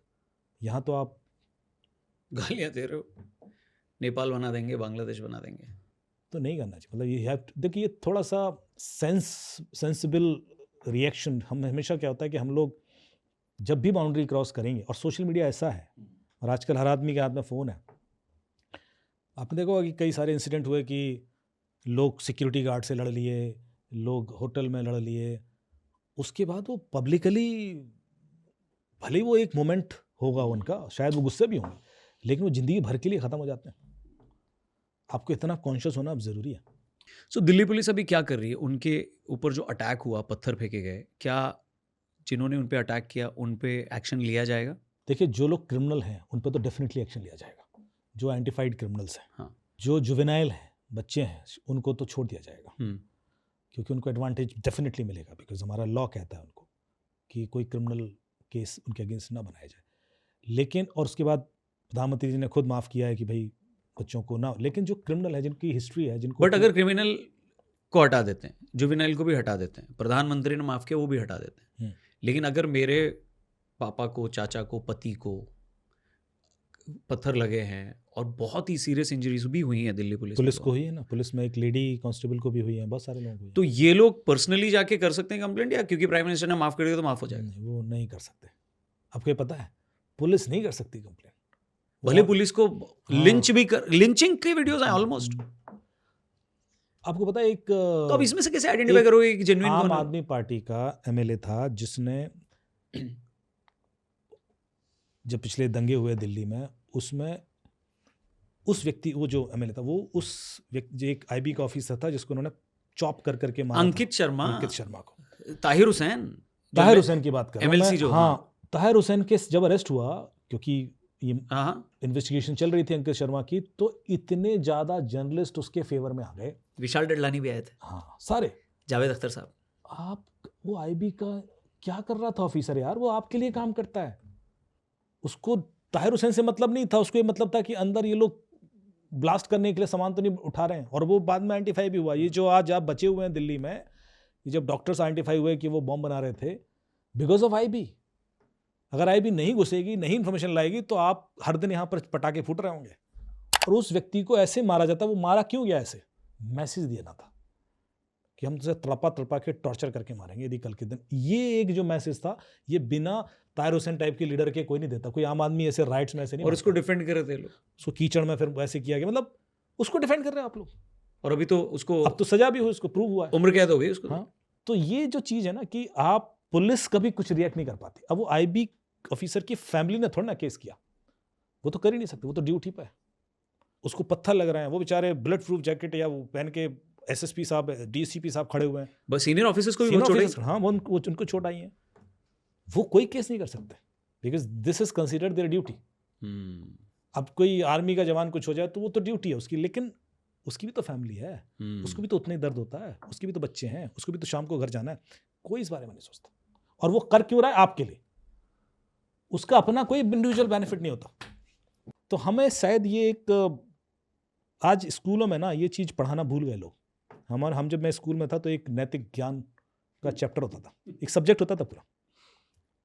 अब नहीं पढ़ाते, किसी स्कूल में नहीं देखा मैंने कि नैतिक ज्ञान पढ़ा रहा हूँ, और उस वजह से अनैतिक हो गए बच्चे। चलिए, पॉडकास्ट को समाप्त करने से पहले प्रीतम एंड पेद्रो के लिए थैंक यू, बहुत बहुत सो बधाई। मच। क्या बढ़िया मक्खन वेब सीरीज़ है, देखते जाओगे तो आप और अच्छा, उसमें सारे इमोशंस हैं। स्टार्टिंग में एकदम ऐसा लगता है कि हल्की फुल्की कॉमेडी है, चल रही चीज़ें, बाद में वो आपको इंटेंस होती जाती है, वो इमोशनली भी आपको लेती है, उसमें वो थ्रिल भी आ जाता है उसमें। सो आई थिंक जो टच है राजकुमार ईरानी का, अमेजिंग। हाँ, क्या मस्त बनाई है, very beautifully merged all these things. So there are 45 stories. उस 6 एपिसोड की सीरीज में 45 कहानियां हैं, और उन्होंने उसको बुन दिया इतना टाइटली वो किया है कि आपको Very लगता नहीं। कई बार वो 10 सेकंड का सीन भी एक कहानी है। हाँ, और बहुत सारे सीन्स बहुत ही इनक्रेडिबल हैं और बहुत ही सटल हैं, और Correct. इतना हंसी आती है उस पर, मज़ा आता है। और आई थिंक सबने अच्छी एक्टिंग की है। वीर की एक्टिंग बहुत अच्छी है। People are loving him, and Arshad Varsi was fabulous. और Vikrant वीर was कितना amazing. नेचुरली वो हो गया कि भाई एक बंदा है, भोला है, उसका कुछ पास्ट का ट्रॉमा है, Correct. और वो करना नहीं चाह रहा है, लेकिन फिर भी अरशद वारसी ने उसको खींच लिया। तो मैं राजू सर को ये मैसेज दूंगा, please You are please, loving I mean it he is and we can have a video call. अभी ट्राई कर लें। कर लेते हैं क्या आर्टिस्ट हैं वो यार, मतलब क्या उन्होंने बना दिया। क्योंकि सी केसेस हम सब ने पढ़े हैं, हम सब ने रेडियो पे शोज भी सुने आपके, वो सारा हुआ है, लेकिन क्या होता है ना, वो एग्जीक्यूशन कैसे होगा, कैसे दिखाया जाएगा। और क्या होती है ना, स्टोरी ऐसी नहीं है कि स्टोरी एपिसोड से शुरू हो रही है और एपिसोड पे खत्म हो रही है स्टोरी, वो क्लिफ हैंगर होता है, नेक्स्ट एपिसोड में भी आती है। राजकुमार ईरानी को फोन लगा रहे हैं, वीडियो कॉल कर रहे हैं। नहीं, ऑडियो लिया है अभी तो। किस काम कैसे बैठे होंगे। तो अगर आप किसी को ऐसे वीडियो कर देते हो और वो सर कैसे हैं? बस ठीक हो सर, आप कैसे हो? बढ़िया बढ़िया। अच्छा, मैं बैठा था आरजे रौनक के साथ, अच्छा अच्छा। और वो प्रीतम पेद्रो के crazy fan. sir, huge fan of your work and of course this series. All good, sir. Thank you very much. What a beautiful creation, sir. Such a seamless, organic and so beautifully presented. मतलब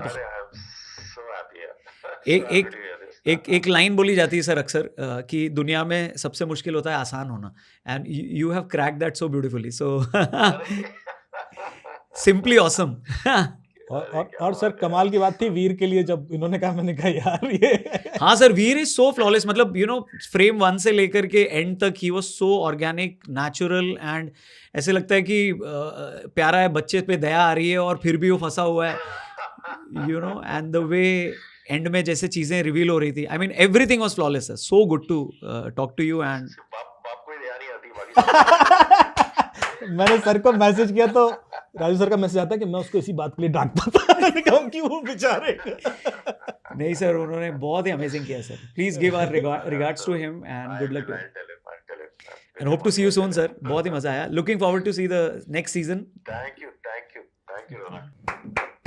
Raju Irani sir, lovely, मजा आ गया। Thank you Amit भाई, बहुत सारी बातें हुई हैं। so much. Please Delhi police को हमारी तरफ से थैंक यू बोलेगा कि उन्होंने मतलब एक बहुत बड़ा डैमेज जो हो सकता था उसको कंट्रोल किया। दिल्ली पुलिस के खिलाफ लोग गुस्से में भी थे, बट चीज़ें जैसे जैसे रिवील हुई तो बाद में लोगों को सहानुभूति भी आई। और एक और क्वेश्चन मैं पूछना चाहूँगा कि पुलिस ने वो बैज नहीं लगाया था, उसके ऊपर बहुत बवाल हुआ, इस पर कुछ क्लैरिटी है आपको? क्योंकि एक क्वेश्चन एक जर्नलिस्ट ने विक्रम सिंह जी को पूछा था, जो कि डीजीपी रहे हैं यूपी के और बहुत ही डेकोरेटेड ऑफिसर्स में से एक रहे हैं। तो उन्होंने कहा कि उनका आइडेंटिटी नहीं था। बोले आपको उनका नाम क्यों जानना, आपको उनके साथ ताश खेलना। और बोले ये प्रोटोकॉल है पुलिस का, एक पुलिस के पास एक होता है प्रोविजन कि वो नाम ना दिखाए। नहीं, ये इंस्ट्रक्शन देके जाते नाम ना दिखाओ, क्योंकि कोई किसी का, जैसे जब अंकित शर्मा जैसा केस हुआ, क्योंकि लोग पर्सनल वो हो जाते हैं। अच्छा, वो लोगों ने किया भी। हाँ। तो अब मेरे को इसका भी जवाब दीजिए कि सी जनता पार्टी के कुछ लोगों ने पुलिस की डिटेल्स को ओपन कर दिया कि ये यहाँ रहता है, इसका नाम ये है, उसकी फोटो रिवील की, तो उसके खिलाफ केस नहीं हो सकता क्या? होना चाहिए। देखिए, privacy is our fundamental right. हाँ, और ऐसी कोई भी डिटेल आप लीक करते हैं तो डेफिनेटली आपके खिलाफ केस हो सकता है। पर सवाल ये है कि आप कितने केस करेंगे और कहाँ कहाँ करेंगे। ये थोड़ा सा, क्योंकि इंडिया इतना बड़ा कंट्री है ना कि हम सर मैं तो इसलिए कर दिया, हर आदमी एक्सक्यूज देके बचता है उसके बाद। But this is very serious offence. कल के दिन उस बंदे के घर में कोई पहुंच जाए, एग्जैक्टली, मैं उसी की बात कर रहा हूँ। हाँ। उसके बच्चों को कि आप पुलिस को अगर गाली दे रहे हो, डंडे चला रहे हो, पत्थर फेंक रहे हो, उस पर तो चलो आप जुवेनाइल हो या बच्चे हो या उस पर आपको ठीक है, लेकिन अगर आप पुलिस की फोटो लेकर उसकी फैमिली का लोकेशन और उसका एड्रेस आप अगर पब्लिक कर रहे हो तो इस पे तो होना ही चाहिए ना सर। बिल्कुल होना चाहिए, और मेरे ख्याल से कोई ना कोई मैसेज सरकार को जरूर देना पड़ेगा, क्योंकि ये पुलिस की सेफ्टी के लिए। पुलिस किसी पार्टी के लिए काम नहीं करती है, पुलिस आप ही के लिए काम करती है। इनफैक्ट कल एक दिल्ली पुलिस के एक रिटायर्ड शायद एसीपी रहे हैं या एग्जैक्टली कौन है पता नहीं, उनके नाम से वायरल हो रहा था कि उनको पूछा गया कि जजेस को क्या बोलें, क्या बोलना चाहेंगे आप, जिन्होंने ये कहा है कि पुलिस को ये कदम नहीं उठाना चाहिए था। तो बोले हम जजेस को ये बोलना चाहेंगे कि अगली बार जब ऐसा आए तो बैरिकेडिंग के सामने आप जजेस आके खड़े हो जाइए।